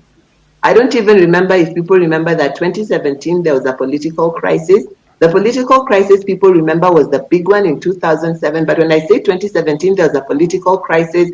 We were not able to have our meetings. Remember, you were part of the Profit Network, and Profit Network meet in small restaurants. We couldn't. Why? That time, people could not cross from town to come to Westlands. We had a place on Mombasa Road. People could not come. So that is when we started finding out what else can we do. We tried Facebook Live. People didn't like going on Facebook. Then we found Zoom. All our coaching program, all the coaching and training that we know, we were trained in America from the comfort of our homes. So COVID, and then we started telling people, can we meet online? No. It's a face-to-face thing. You can't meet online. And then come COVID. Everybody's on Zoom, Google Meet, Teams, I don't know what. It is just lack of consciousness of what is going on around the world, what is required for us. And before I get it back to you, consciousness, even when you look at the research studies, we are being told that the MSME is that person who is making 500,000 and has less than 10 employees. Do the math for yourself, Angela. 500,000 a year, not a month, a year. In this economy, 500,000 divided by 12 is 46,000 shillings. How is this person paying themselves and 9 other people with 46,000 shillings in the Kenya today? Seriously? We really lack consciousness. Situation on the ground. that we are so disconnected from reality, it is ridiculous. Ridiculous, all right. So social media has been here since ages past.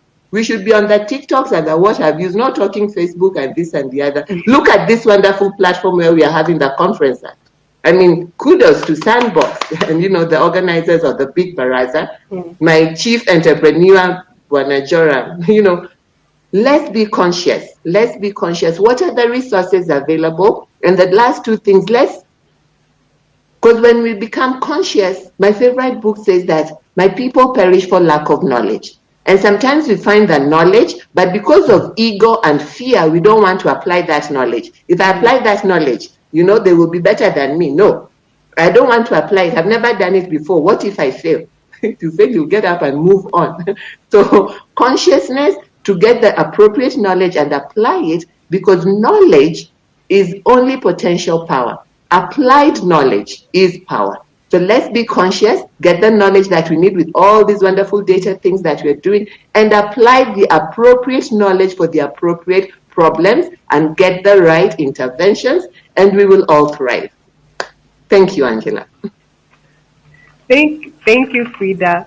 I think that is such a good point. Tips and tricks. Those are tips and tricks. Like you've taken tip number one: get conscious. You've taken me back to passion profits and the many things that I have learned from you over the years. So, June, maybe I can ask you here, even as people move online, and we all know, obviously, as you move online, you have a lot of branding, you have a lot of either you have goods that you're selling, services that you're selling, and I think I would just want to ask you, as an IP practitioner, what are these dangers? What do people need to be aware of? What do they need to protect, even as they move to take their services online? Because we all know how easy it is for people to either steal your work when you're on social media and pass it off on their own and all those things. So how do SMEs protect themselves? This is a common problem. Yes, and thank you for raising that, because we have seen an increase. There's two sides to answer your question. The first is, yes, you have an opportunity to basically market yourself, to access a larger market, a larger audience, because with digital, the borders sort of disappear. So inter-county trade, somebody needs something to be couriered to your county. At the end of the day, your market expanded literally overnight as soon as one took their business to these online platforms. Mm-hmm. However, we're also seeing a lot of content creation on these platforms. So there's a risk, and this is the second aspect to consider, that you're also not infringing or illegally or unlawfully using other people's things. So when you're looking at your traditional businesses where I have a clothing business, right? And I take photos of the clothes and I say, well, I'm at stall number 26 on Moy Avenue, but you can also deliver. And every day I'm intentional about taking a photo and placing it on my social media platforms, on Instagram, saying this sizes are available, this colors are available, getting somebody to model. I mean, I think we've all seen those types of marketing approaches by some of these SMEs. But then there's also the content that we're seeing, where you have people creating audiovisual content, blogs, vlogs. They have podcasts now. There's a lot of online content that influencers, for example, who are technically SMEs also, or at least their businesses are SMEs, who are now creating content to basically help us relate. Because we find that now that there's been this explosion on these social media platforms and on digital spaces, our attention span as the audience is much shorter, and we're all competing for the same market. Our attention span as the audience is much shorter, and we're all competing for the same market. And as a result of that, you don't really have a lot of time to woo me as the customer. And of course, then what we find that people start doing is pick the most popular song, place it at the bottom of your video as you talk about the thing that you want to do. And as is, the article will do well, will get likes, will get shares, will get views. And without thinking, I need to get in touch with June or musician, whoever, to clear the rights and get the necessary permissions. So we're seeing a mix. So it's a friend and a foe. So I guess it's educating yourselves on how to. Eric? Sorry, I lost you a bit because of connection. Oh, okay. Do you want me to repeat? I was saying we've seen that there's a disconnect between what government measures are. There's a disconnect. Yes. So I was asking just for each of us to give a quick one thing. What's the one thing you would tell the government today that they need to do, they need to consider, or they need to do differently when it comes to dealing with SMEs, so that the help that they are giving to SMEs actually reaches. Comes to work with government. However, if we do want the government to hear us, there are structures for the government to hear us. And the first thing, if we went through those structures, the first thing definitely I would talk about taxation, because taxation has never built any developing country. So taxing us more is not going to help them remove their problems or pay their debts. They need to get that, all right?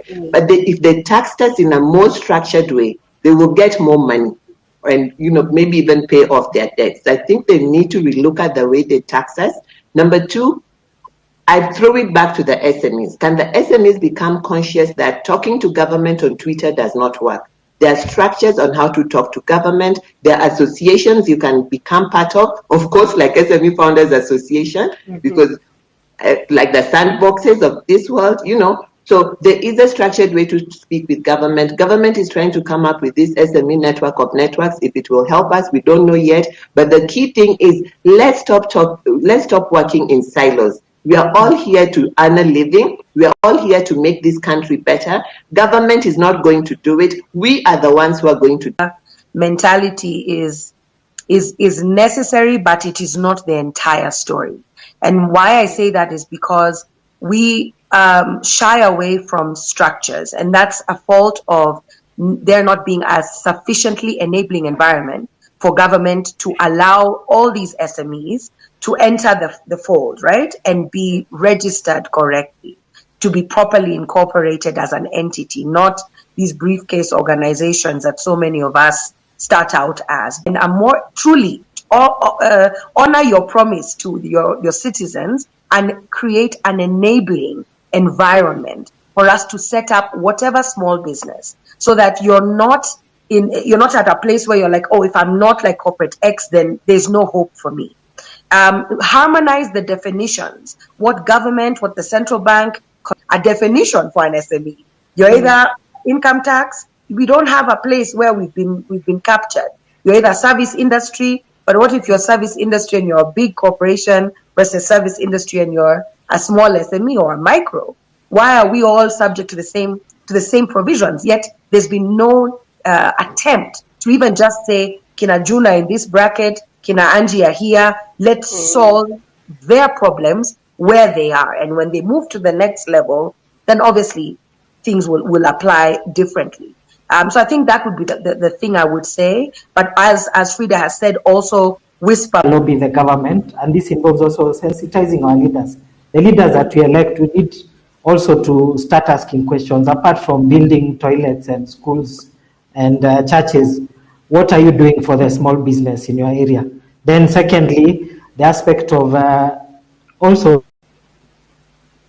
the regulators, the government. We have a treasury that is always working on budgets. We hear these fantastic research government agencies. Why can they interact and share that information? And not just sharing and putting them in the shelves, but also asking themselves, that person who's running a small business, what do I need to do for him or her to enable him, if they're employing 2 people this year, next year to have 4 people, which means more revenue for the government. Then the other aspect of also looking at the current taxes that we have, how can we insensitize the businesses that missing tax? Do I have to look at it from the point of view that my revenue collection this year will reduce by $1 billion? Why not look at the bigger picture? If I'm saving this SME this year and they stay afloat, it means next year they might be able to pay me the $2 million instead of the 500 they pay me this close business. Then on us as SME, I like what you're saying, June. June, you said that no one asked you to be an entrepreneur. Actually, someone did. No. Someone did. And the truth is that we are getting into business because there are no job opportunities. So we have to survive. But I hear you. One made. Yes, I mean, it's a choice one made, but because there is no other choice. No, that's not true. Now we shall start this debate on day 3. This revolution. Let me mute. Day 3 of the conference. We shall have this debate. But thank you, guys. Thank you, Eric, for telling us that there's opportunity for those tax breaks. I think the powers that be were cutting you off when you're about to say something favorable to the SMEs.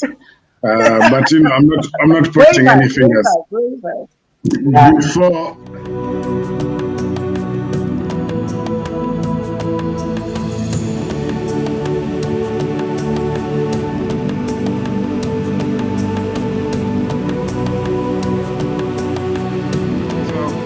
My name is Amani and I'm hosting you today, this afternoon. How was the last session? I want to hear from you what you heard from the panelists. I want to hear from you what's working today. What are some of the things you've heard about your business? What are some of the things you wish you knew or you'd like to hear as we talk about the mini Barazas coming ahead? And also, I'll be telling you about day 2 after this session. I'd like to acknowledge our partners and our sponsors, and one of them is Facebook. Facebook is one of our grand partners. Thank you very much, Facebook, for being here with us and for partnering with this event. Jubilee Insurance, thank you so much again for partnering with us and being part of this event. Our other partners are on the side there. You can get to see them and interact with them. Now, this panel that we're about to start get into is about the policymakers and big tech.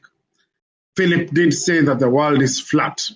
And when he said the world is flat, I asked myself, is it really? But it really is, because technology has made the world flat. And so when we talk about technology, then you have to think about people like Facebook. And Facebook will be presenting a survey for us today by Nanaya Apenteng. Nanaya serves as a public policy manager for campaigns and programs at Facebook, where she oversees research programs focused on economic impact and innovation across Europe, Middle East, and Africa. She is a bachelor's holder in economics from Mount Holyoke College and a master's of public affairs from Sciences Po Paki. Ladies and gentlemen, welcome Nanaya. She takes us through this survey, and then after that, I will introduce the panel, and I'll introduce the moderator for the next panel. Nanaya, take it away. Thank you so much, Amani, and good afternoon. I hope you can all see my slides okay. Thank you.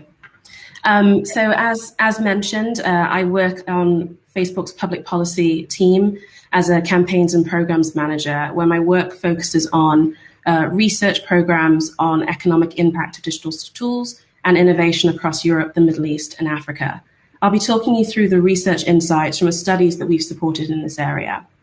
Now, research shows that higher levels of digital adoption by SMBs are correlated with a higher rates of growth and employment creation. This is because digital tools lower barriers to entry and improve the efficiency of businesses.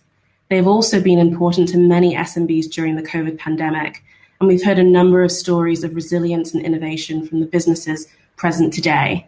These tools provided virtual access to markets, to customers, and resources, which helped businesses around the world as they adjusted, innovated, and in some cases pivoted.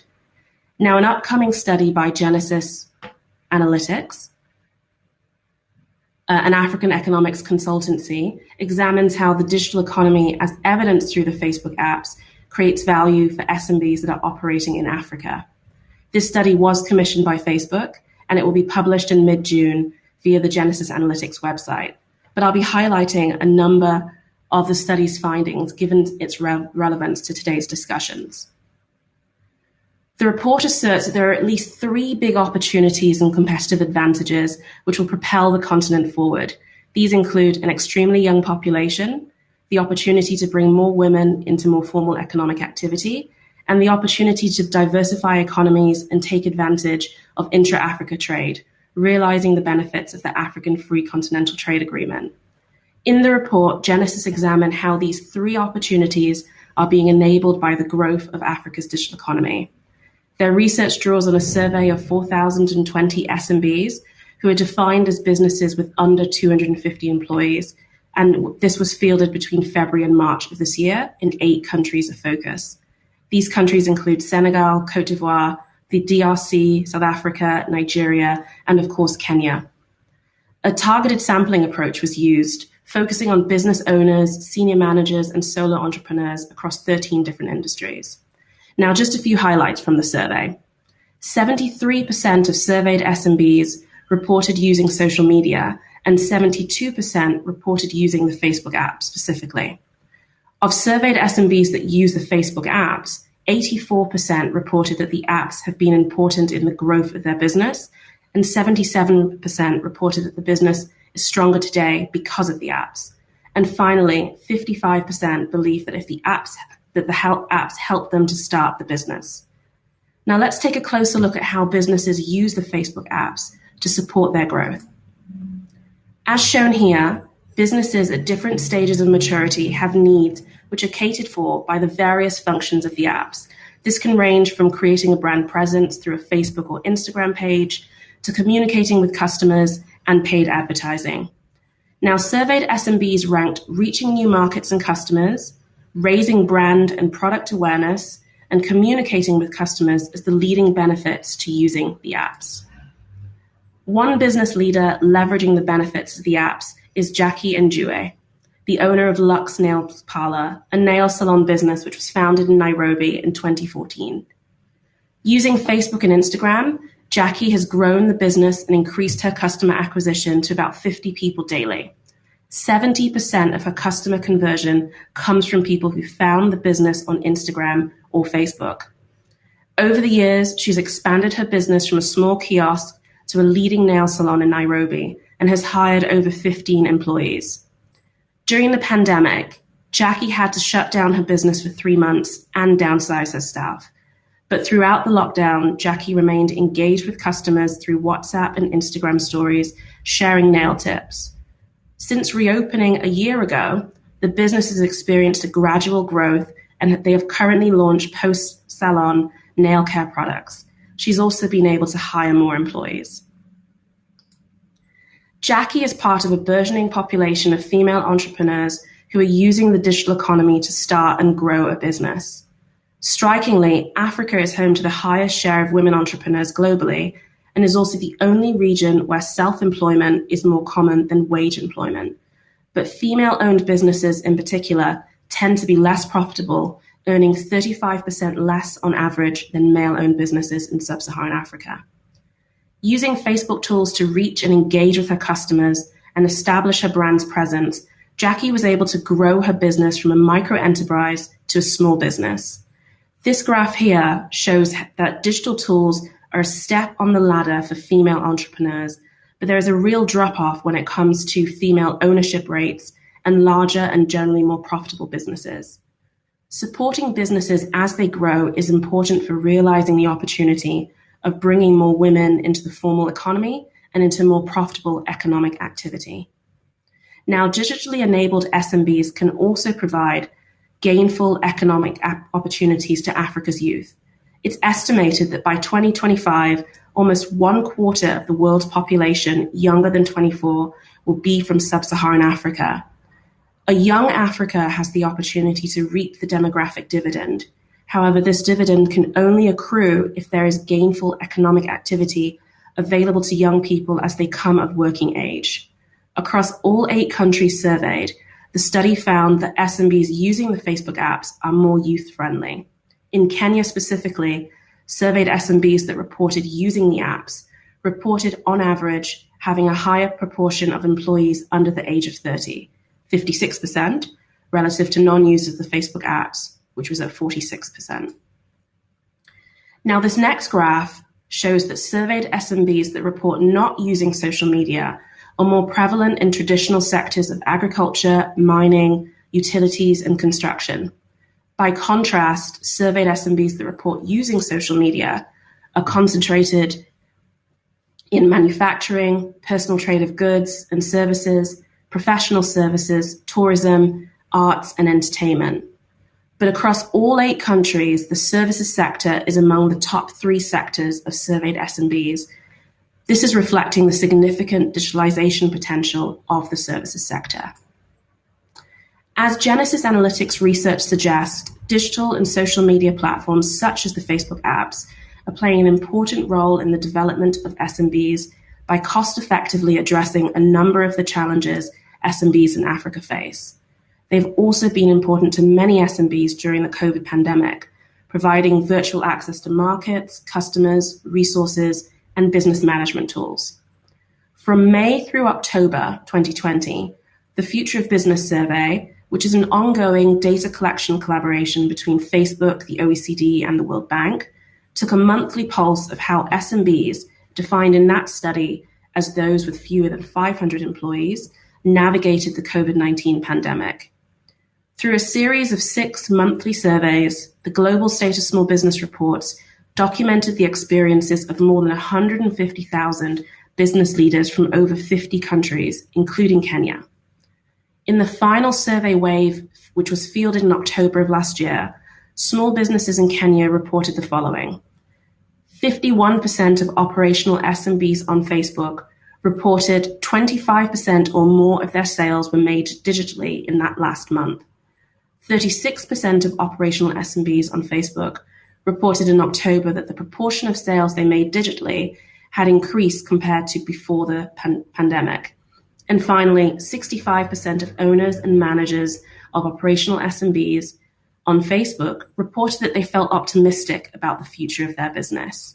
Now, this research highlights the important role that digital tools have and continue to play in supporting business resilience. Genesis Analytics research highlights a number of the ways in which the digital economy is creating opportunities for SMBs, and what this means for some of the competitive advantages that I highlighted earlier. Their research found that surveyed SMBs that use the Facebook apps were newer, with an average business age of 9 years compared to 12 years for non-users of social media, had a higher share of employees under the age of 30, as I noted for Kenya, tend to be more service-oriented, and were more optimistic about their business growth prospects. The survey has made clear that digital tools can be a powerful enabler of SMBs in realizing some of these headline opportunities around harnessing the continent's youth bulge, enabling greater economic inclusion in more formal economic activity, and taking advantage of more intra-Africa trade. But the prerequisite for this and greater realization of these opportunities is a positive environment for equitable digital access. As I mentioned, this report will be published in mid-June, and it will list a number of policy recommendations. But it's our opinion that both government regulators and private companies all have a role to play in creating this ideal business environment for SMEs. And I thank you very much for listening, and I welcome any questions in the chat function.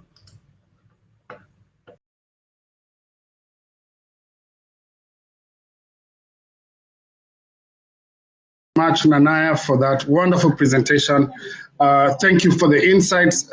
We have a lot of people asking if this presentation can be made available. Is that a possibility? The presentation contains details of research which will be published in mid-June, so I'll be sure to share the research with the participants once it's published. Okay, thank you. Thank you very much, Nanaya. And now it's, and so if you have questions for her, you can throw them in the Q&A session and she'll be able to see them. But now it is my honor and privilege to invite Rosemary Amundi, who is the Regional Director of Aspen Network of Development Entrepreneurs. She's a strategic leader and a supply chain expert with over 15 years of experience as a lead consultant on high-impact trade and value chain-related projects. She has a wide range of expertise in strategic management, technology, advocacy, and trade facilitation. And prior to this network, which is in short called ANDE, as founder and CEO of Tracesoft, she led various trade and digitization initiatives across diverse sectors in Africa, including agriculture, manufacturing, and retail. She's also served on several high-performing boards, including more recently the board of Fair Trade Africa. She holds a BA in Gender and Development Studies from Kenyatta University and an advanced diploma in Strategic Management from Strathmore University. She is moderating this session, which includes Facebook,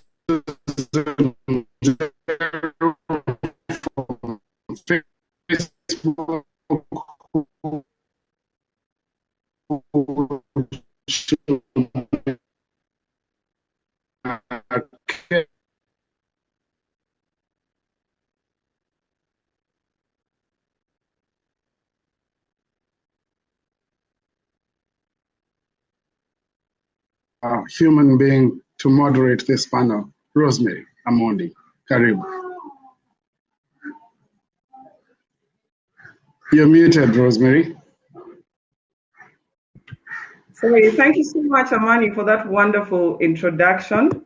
Good afternoon. Welcome to this session on policymakers, regulators, and big tech role in creating an ideal business environment for SMEs.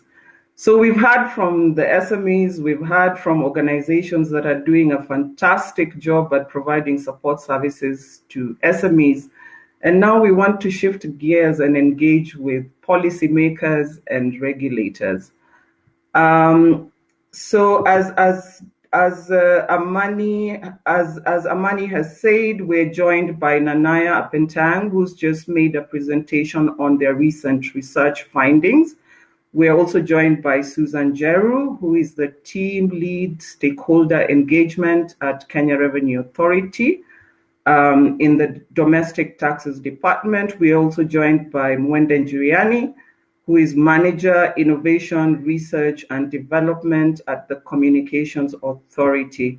Last but not least, we are also joined by Mary Ndegwa, who is the Head of Public Policy, East and Horn of Africa at Facebook. So, I'll quickly turn to you first, Nanaya, after that presentation on how social media is powering small and medium businesses in Africa. So I'd first like you to share, what you found surprising about that study, and just picking up from some of the highlights that you mentioned in terms of the characteristics of businesses that are engaging on your platform. So these are newer businesses driven by young people, mainly in the service sector. So following up on that, maybe also touch a little bit about the trends as you see them moving forward in terms of increasing this engagement, and perhaps, what we should be looking forward to in terms of the key trends moving forward. So, Nanaya, please go ahead.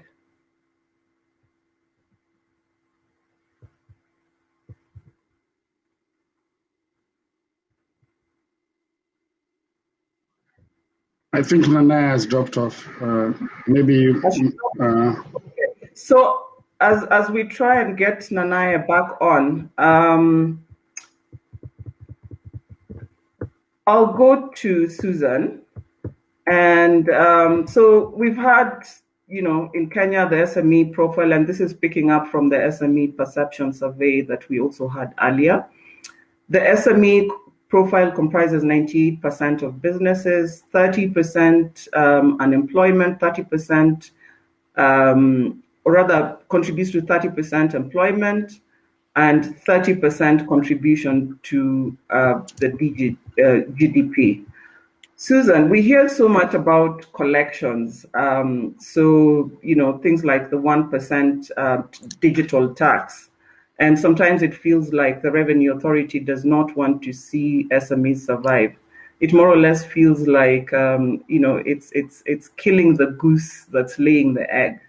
So could you please share with us some of the work that you're doing to support small and medium enterprises, and some of the biggest misconceptions that you feel we have about the Kenya Revenue Authority? Susan, karibu. Asante sana, Rosemary. I think this is a great opportunity.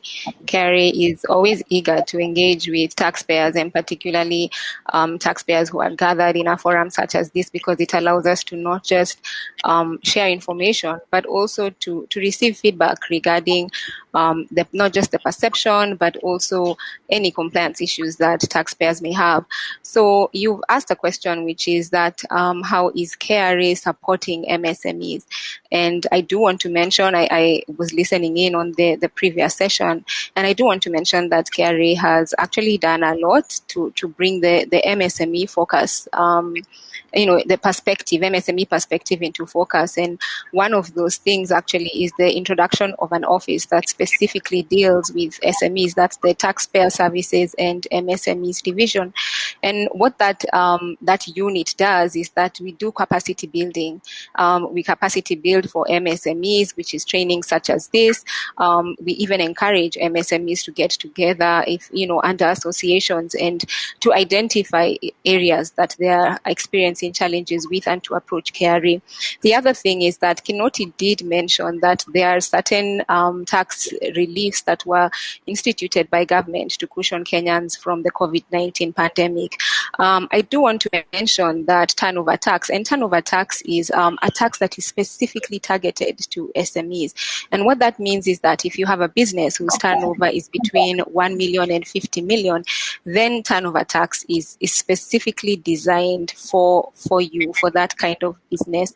And the reason why we say that is because turnover tax is actually taxed at 1%, and it is 1% of gross sales. You don't deduct expenses, but it is also a final tax. I want you to think of turnover tax as an alternative to the annual regime. If you are an individual, you know that your year runs from January to December, your taxes are due in June. And so this is an alternative for businesses to that annual regime. You do file monthly, but it is actually an income tax. And the reason why we say it targets SMEs is because turnover tax does away with the need to keep complex business records. All you need to keep is credible records of your daily sales, because it is taxed on your turnover. You pay 1% of your turnover. And so you can even actually file. KRA has an app called the M-Service app. So you can actually file and pay turnover tax using your mobile phone device. The reason why I mentioned Kinoti mentioning the tax reliefs is because initially turnover tax was targeted to individuals. But when those reliefs were introduced in April last year, the base was expanded to include not just individuals, but partnerships and even companies, incorporated companies. And on top of that, the threshold was increased from 500,000 to 1 million and up till 50 million. And so we have more companies or more businesses, because even individuals and partnerships still qualify, that can actually benefit from turnover tax. The other thing that we've done, which also lends to the idea, the misconception that you mentioned that SMEs have of KRA and mostly of regulators, is that they are an obstacle to growth. And that is not the case. I think we can all appreciate that governments require revenue, which is why we have taxation. But KRA has introduced a 3-year program starting January 2021, which is a voluntary tax disclosure program. And what that program does is that it allows you to declare any previously undeclared taxes and get a remission on any interest and penalties associated with that tax, as long as that income was earned from between 1st July 2015 and 30th June 2020. And so KRA does believe it's second chances. We are not of the opinion that it should be so punitive, for example, for somebody to become voluntarily tax compliant, which is what the voluntary tax disclosure program does. And it's a 3-year program. As I said, if you actually register in the first year, you declare the tax, you make the application and declare the taxes, then you get a 100% remission of the interest and penalties. Those of you who may have had obligations like VAT and pay as you earn are actually aware that 5 years of taxes, penalties relating to a tax is actually a significant debt. And then if you make the application and the payment in the second year, you get 50% remission. And then finally, in the third year, you get a 25% remission. I think it's Frida who said that one of her favorite books is, How People Perish for Lack of Knowledge. That same book says that the truth will set you free. That is the one condition for the voluntary tax disclosure program. Declare truthfully.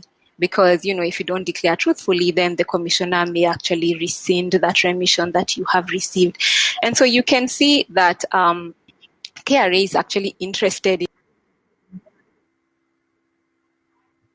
to be voluntarily compliant, because whatever tax you declare under the voluntary tax disclosure program, then the commissioner cannot pursue that tax under another law and proceed to prosecute as long as you have declared truthfully. The tax, of course, cannot be a tax that is already under audit. KRA cannot establish that there is taxes due, and then you say, I want to now voluntarily declare those taxes you have already discovered. So we are actually interested in engaging with SMEs, with sharing information, letting them know that there is actually, they have been recognized as a tax base, that efforts have been made to create a simplified regime for them, that effort extends even beyond just the creation of the regime, but even the offering of options to declare and to pay that tax, that tax that is targeted to SMEs. Thank you so much, Susan, for that very clear, presentation on what the Revenue Authority is doing. And I think one of the key things that are coming out really is the issue of awareness. How much do we or do SMEs know about what the Revenue Authority is doing, and also what are the opportunities for further engagement? But we will come back to that in terms of further engagement with SMEs. So Mercy, I'd quickly like to go to you and maybe share with us some of the most exciting things that SMEs are doing in Kenya on your platforms, and how this compares to what SMEs are doing in other regions, of course, with specific reference to Kenya. Rosemary, unfortunately, I think Mercy has dropped off. We're trying to get her reconnected. So maybe you can engage, and Mwende from CAK has just joined in, so maybe you can pick that up. Oh, okay, she's back. She had, Mwende, welcome back. I know you had connectivity issues. Good to have you back on. So I think we'll start with Mwende and then maybe pick up with Mercy once she's able to jump back in. Mwende, the government has committed through the Communications Authority of Kenya to make it easier for Kenyans to engage in online trade, both nationally and internationally. Please share with us what this means for SMEs. And again here, what are the practical solutions that you're making available to them in terms of engaging in online trade and pursuing business opportunities? Mwende. Okay. Hi, everyone. Apologies for connectivity. Actually, not connectivity, but indeed power problems. So I will speak very fast before I go off. But what I would say, the Communications Authority of Kenya regulates a number of sectors.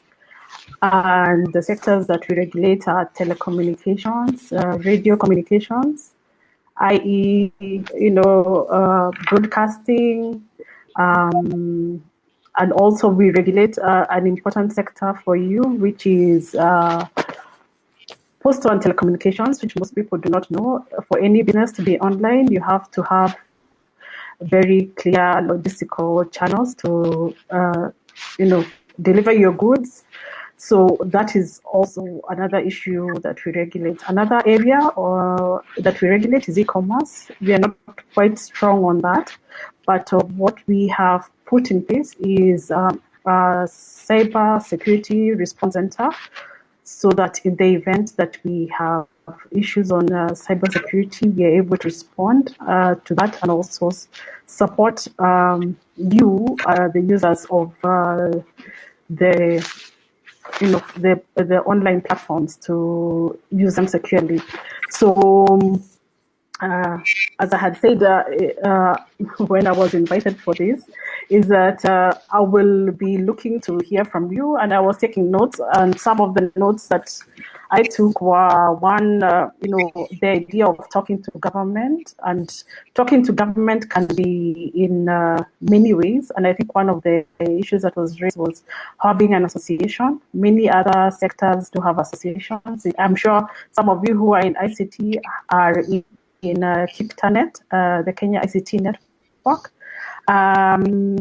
So I won't talk much. I'm about to go off. I'm at 3% on my computer, but I'll be listening in to you and waiting to hear what we can do to help you. I think that's the idea. And I do not like it said that, say that the doors are open. No, it's actually quite easy. All our information, because another one that was raised was having data available to you. And indeed, we do publish quarterly reports on how many subscribers are there, what is the coverage in terms of telecommunications and broadband. That report is available on our website on a quarterly basis. But as I said, I will listen. I would have talked more, but let me listen and hear what you have to say. Thank you. Thank you, Mwenden. We'll definitely come back to you, especially if we pick up any questions from the audience. I'd like to then go back to Susan, if you don't mind, because quite a bit of the issues that came up both in the earlier sessions as well as this session, really pointing towards the burdensome regime that we have in terms of the tax regime. So one issue, the disconnect between policy and tax administration. And I was just wondering if we, and also just the issue of, the lack of awareness. I'm sure a lot of us are hearing some of the things you're talking about today for the first time. For example, the opportunities to engage during the voluntary tax declaration. Disclosure program. Uh-huh. Yes, sorry. So I think maybe talk a little bit around how we can increase public engagement. I mean, or rather, policy engagement around SME inclusive policies, both from the policy design perspective, implementation, as well as, the tax administration itself. How do we ensure that engagement is sustained, and what are the measures that you're putting in place to ensure that we have a think small approach in terms of how we design policy around tax administration? Okay, so I'd like to begin with the first question, which was the question of awareness to certain, not just issues of tax, but also issues such as the voluntary tax disclosure program and the like. And in fact, I actually want to draw the attention of, the audience to the poll that we have. We currently are running a poll just for us to get feedback regarding whether you are aware of the voluntary tax disclosure program, the turnover tax program, and the like, and how you would like KRA to communicate with you. So KRA has actually been making efforts since the establishment of this office, this Taxpayer Services and MSMEs division, very conscious efforts to engage with SMEs, and especially those who have come together in associations. We, for example, work in close contact with the SME advisory in the OP to be able to reach SMEs, so that, because that is one way that we are able to not just train one taxpayer, but also train taxpayers as a group, which also helps to highlight what are the sector issues, what issues are specific to this sector, and how can we bridge that gap, whether that gap is a knowledge gap, or whether that gap is one in accessing how those taxpayers access our services. And so those are the efforts that we are making, is to reach out to taxpayers, SMEs especially, in associations. And I actually do want to encourage the SMEs that are here to go through associations and approach us. approach us specifically with their requests to have sensitizations, because you can actually get together as industry specific. I think it's maybe June Gashwi who mentioned in the last panel that it seems people are aware that there is that taxpayers are grouped in industries, and so if you want to get together as SMEs under a certain industry and then approach us, you can email KRA seminar, for example, at kra.go.ke and say we are this business association or SME association and we want a sensitization on these issues. These are the compliance concerns that have been identified by the SMEs in this sector. And, we are requesting for you to organize a webinar or an in-person training. We actually are conducting webinars now because of the situation being as it is.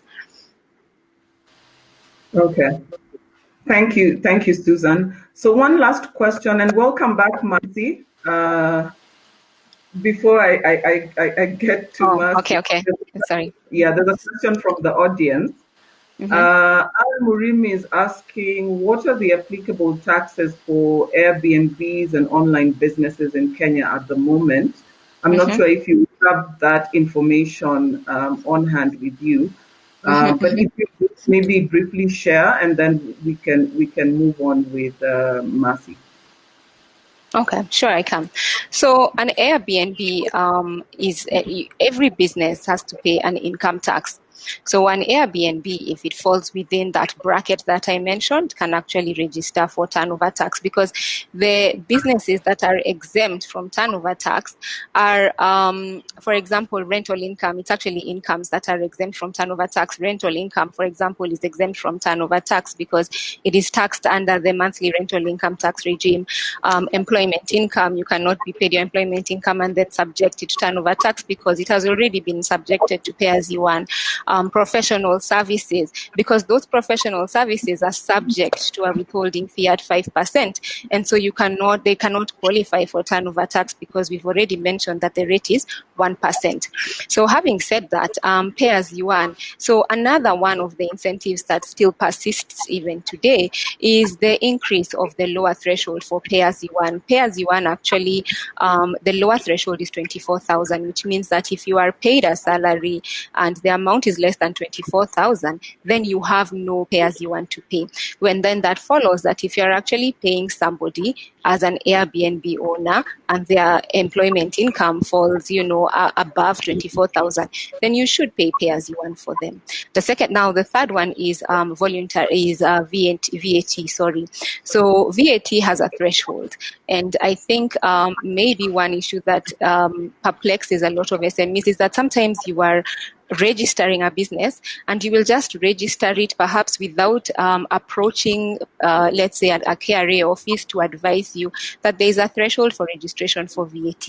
You can register voluntarily, but if your turnover is 5 million or more a year, then you should register for VAT. You are required. And so, of course, if you are earning more than 5 million in a year, in any 12-month period, you should register for VAT if you are an Airbnb. Thanks so much. I think to you now, Mercy, and I think picking up on where Nanaya had left us in terms of the research that Facebook had undertaken on how SMEs are engaging with the platform. I'd just like you to maybe get a little bit deeper in terms of sharing with us some of the most exciting things that SMEs are doing in Kenya on your platforms, and how this compares to what SMEs are doing in other regions. Karibu, Mercy.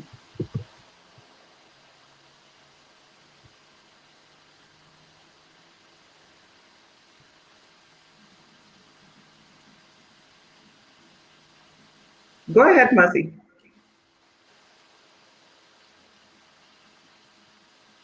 Sorry, would you please repeat the question? I was just trying to tell Nekesa that I can't hear you. Can you hear me now?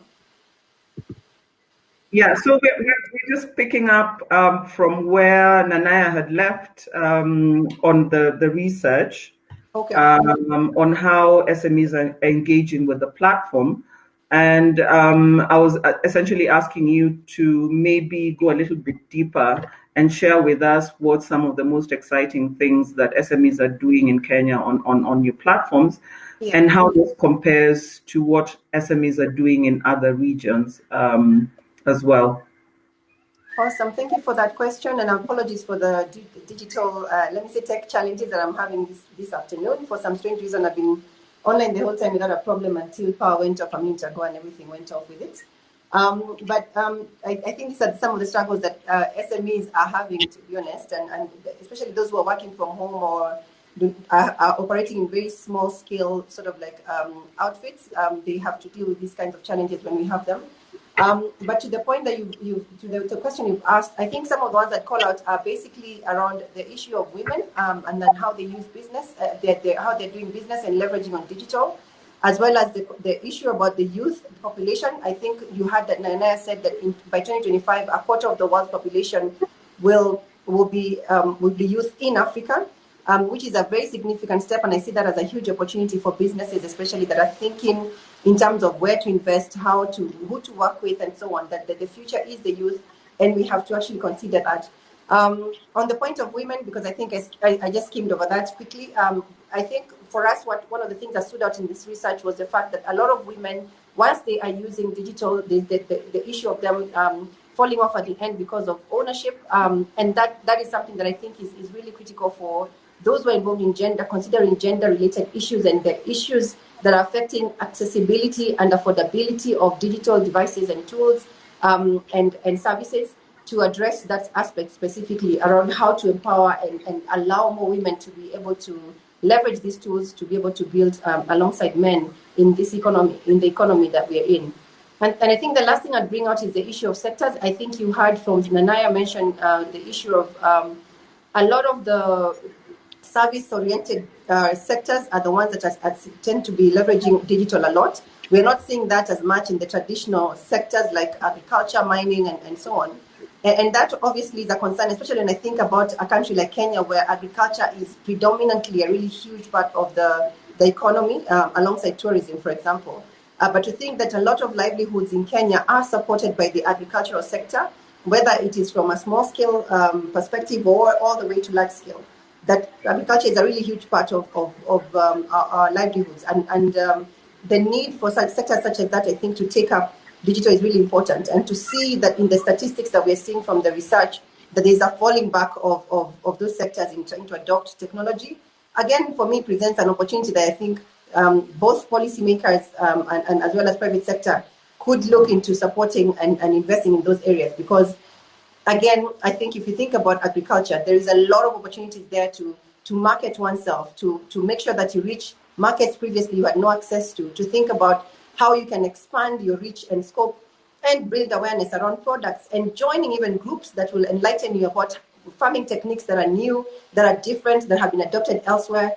And all of this would only happen if you're able to use leverage digital tools and come online. So I think some of those I would call out as some of the exciting I think opportunities as I'd like to position them that should be considered. Back to you. Thank you so much, Mercy. So I think, I think maybe to conclude and ending on that high note, Mercy, on the opportunities and some of the ways in which SMEs are engaging. Maybe by way of wrapping up, we can quickly engage around the topmost, the two top things that we think policymakers need to be engaging around. So I know you, Mercy, for example, being somebody within your organization who's constantly thinking about public policy and engagement. So it would be interesting to hear from you just, what should be top of mind for policymakers moving forward within this new dispensation. We have got COVID, there's so much dynamism, there's the youth bulge, all these things that we've talked about, including the opportunities that digital is presenting. What should be top of mind for policymakers? And then to you, Susan, also by way of wrapping up, I think you've shared with us, what it looks like in terms of you recognizing SMEs as a resource, as a tax base, and that thinking is there.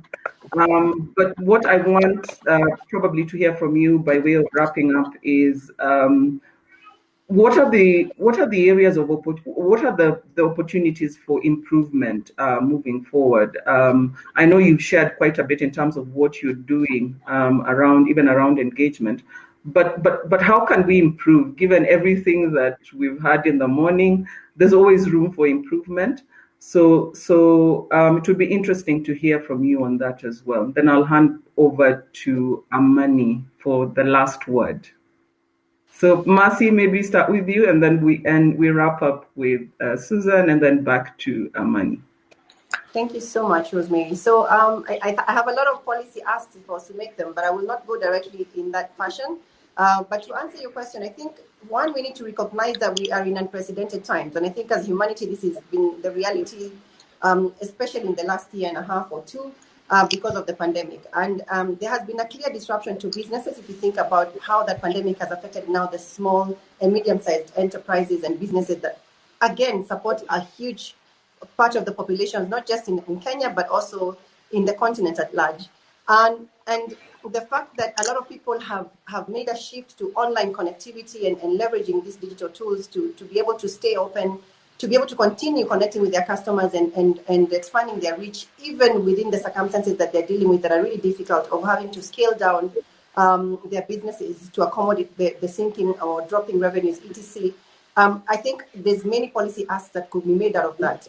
What I will say, though, as an organization, for us as a company, we have taken a lot of deliberate measures to make sure that we make it a lot easier for those who are thinking about leveraging digital tools to pivot online by supporting, for example, local partner organizations like Wild, like Sandbox and others who are thinking around solving problems that are affecting the SME sector. Partnering with them, for example, to launch courses like Boost with Facebook that are free and available and are available online to help businesses pick up the skills they need on how to then leverage these digital tools. Because we are hearing a lot of businesses saying, I would like to continue doing my business, but I don't know how to use these online tools. And so for us, wanting to be part of supporting in giving them, skilling them with those kinds of things so they can improve their digital presence, they can be able to reach new markets, like I said, and continue even being in business is really critical. That's one thing. So I think supporting local businesses in terms of skills is one. And I think whatever policy interventions can come from that angle is really important. But the second thing is,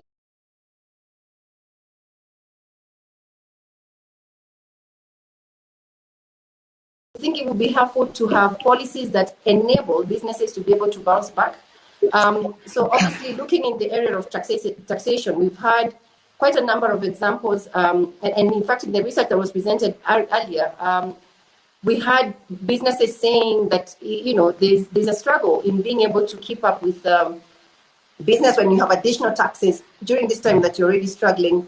I think looking into some of those areas, of course, it is really important for government to continue to collect revenues because that's important. It's part of the role of government, but also to make sure that we are applying broad taxes that would allow for businesses to be able to not specific to hitting businesses. Let me put it that way.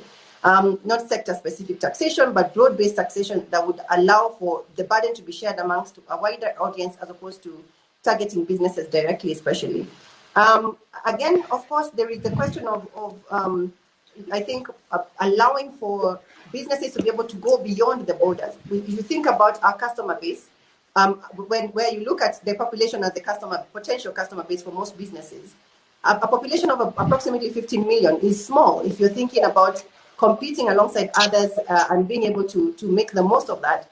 I think it was Julie who was speaking earlier about, for example, content creators who are people who are probably in entertainment as an example, I think if you produce the song and only targeted Kenyan population to make a living out of that, it might be difficult. And being able to break the barriers of borders and so on is really critical. And I think being able to have policies that enable integration, enable for businesses to be able to scale outside of the specific jurisdictions where people belong will be really key. It was at the beginning of this session that I heard Amani saying that the world is becoming flat. And are we flat enough ourselves as a country? We have to ask ourselves, do we have barriers that are making us stand out in terms of creating mountains that will stop us from being as flat as can be when it comes to digital, for example? And so some of those, I think, would be the areas I would emphasize for us to think about when talking from a policy perspective. In addition to that, I think partnerships are really, really critical. And it's partnerships locally, but also partnerships outside of our borders. So if you think about, for example, what Facebook is doing when we create tools like Marketplace, where anyone just by having a phone or access to the internet can be able to go online today and buy and sell goods on Marketplace, and it's free and can do this to anyone sitting anywhere in the world. These kinds of things have to be, I think, would be great if they were modeled even for other sectors within the economy, that there should be nothing that stops people from being able to do this across. We do this effectively when we are able to have groups, for example, online. If you belong to groups, you've seen people throwing in ideas, whether it's in construction, in home decoration, in cooking, in whatever it is that people may be into. We had the example earlier from Nanaya of Lux Nails Parlor, who are leveraging these digital tools. How can we make sure that we create support groups or Facebook groups or other forms of groups that allow for infiltration or exchange or cross-pollination of ideas, allows for people to network and build the skills and networks that they might need to be able to penetrate new markets and so on and so forth. So integrating, integrating boundaries or removing the boundaries really, really helps to be able to achieve all of that. In my last remarks, I think I'd like to flag the fact that there is also a lot of struggle, I think, for most businesses in terms of capital and making sure that we support businesses in reducing the costs of what they are incurring. I think that I mentioned tax as one, but if you think about other things like affordability of services that are businesses are reliant on to be able to go digital, for instance. So when you think about affordability of internet services, affordability of advertising, affordability of tools that businesses would need to be able to do better, would be really, I think, a huge part of it. Capital, obviously, in itself is a separate issue. And I think if we open the borders and have more of investment coming in or supporting locals that want to invest in businesses and creating those spaces that can allow for that to happen would be a great thing. But individually, even in the private sector, thinking about how to make these costs lower for businesses. So like I said, for example, making it affordable for businesses to use digital tools without spending too much money would be great, in terms of affordable services, etc. As Facebook, we invest significantly, for example, in connectivity in collaboration with mobile partners on the ground to make sure that we can provide access to internet at a rate that is much, much more affordable. Initiatives like this can be taken by different sector players within the private sector, and that can help alleviate the problems that and challenges that businesses are seeing today. And I think I'll stop there. And before I forget, Rosemary, today is Africa Day. And so I think we forgot in all of this to say Happy Africa Day to everyone. And I'd like to take that moment to also say that. Indeed, Mercy. Happy Africa Day. And thanks for that apt reminder. So Susan, picking up on what Mercy has just said, you talked about affordability, simplification, integration, thinking around scale. How do we make it more affordable for SMEs to engage? Building on partnerships and building more opportunities, not only to discover, but also to learn, share, and grow. So, Susan, I think yes, it's your turn. It's my turn. So my clarion call would just be to encourage SMEs. Please don't let this opportunity to benefit from the voluntary tax disclosure program go. I think this is one great opportunity. I certainly have not seen one that encompasses so many tax heads, because you can actually not just declare income taxes, but VAT, pay as you earn, capital gains tax. There are so many tax heads that are covered under this, and it is a great opportunity to actually reduce the cost of compliance, because you will be issued with a certificate after this, and that demonstrates that you took advantage of the program, and therefore, the commissioner cannot pursue those taxes under any other law. The other thing I would like to say also is to encourage SMEs, especially when they are starting off, when you are going through that registration process, to kindly present yourself to a KRA office and just let them know this is what we are doing, this is the size that we are, because many SMEs, for instance, don't register for turnover tax, but rather might register for the income tax annual regime because they are not aware that it benefits them. They might have been aware of it when it was only limited to individuals, but the expansion of the scope to include even limited companies and partnerships means that more SMEs, especially in the starting years when they can benefit most from that reduced tax rate, from that reduced need to keep complex records, can benefit from that, then might miss on that opportunity. So I say don't be afraid to approach KRA offices even just to make that inquiry. I have seen a lot of comments regarding the need for KRA to engage SMEs, and we take that as a challenge, and I encourage SMEs, for instance, to reach out to us through the email that I gave, but also to let us know how we can best reach groups of SMEs to be able to communicate with regard to taxes, what taxes are suitable or applicable for them. Yeah. And thank you so much, Mercy, for making the time and for sharing with us. And I think one of the most important things we're taking from this is the need for continuous engagement. And therefore that makes the point about forums such as this. So thank you so much. I'd now like to turn it back over to Amani. All right, thank you very much, Rosemary, for a job well done. Thank you, Susan, for that very informative session. Thank you for sharing that information with us. And happy Africa Day to you too, Susan. Happy Africa Day to you, Marcy. And we noticed the choker, Marcy, the African choker. We noticed it and it looks fantastic. And happy Africa Day to you. Thank you for all the information that you gave us about Facebook as well. I'll allow you to leave, and you can go backstage. And please take a chance to look at the questions and the discussion area in the Q&A. I think there's some things you'll find engaging. We have come to the end of day one. What a day! What a session! And I hope this has been valuable for you. If it has, I'd like to hear you say it. I'd like to see you say it in the discussions section. I would have wanted to hear a lot of feedback today, but we've really run out of time. And so I will pick up some of that feedback tomorrow. However,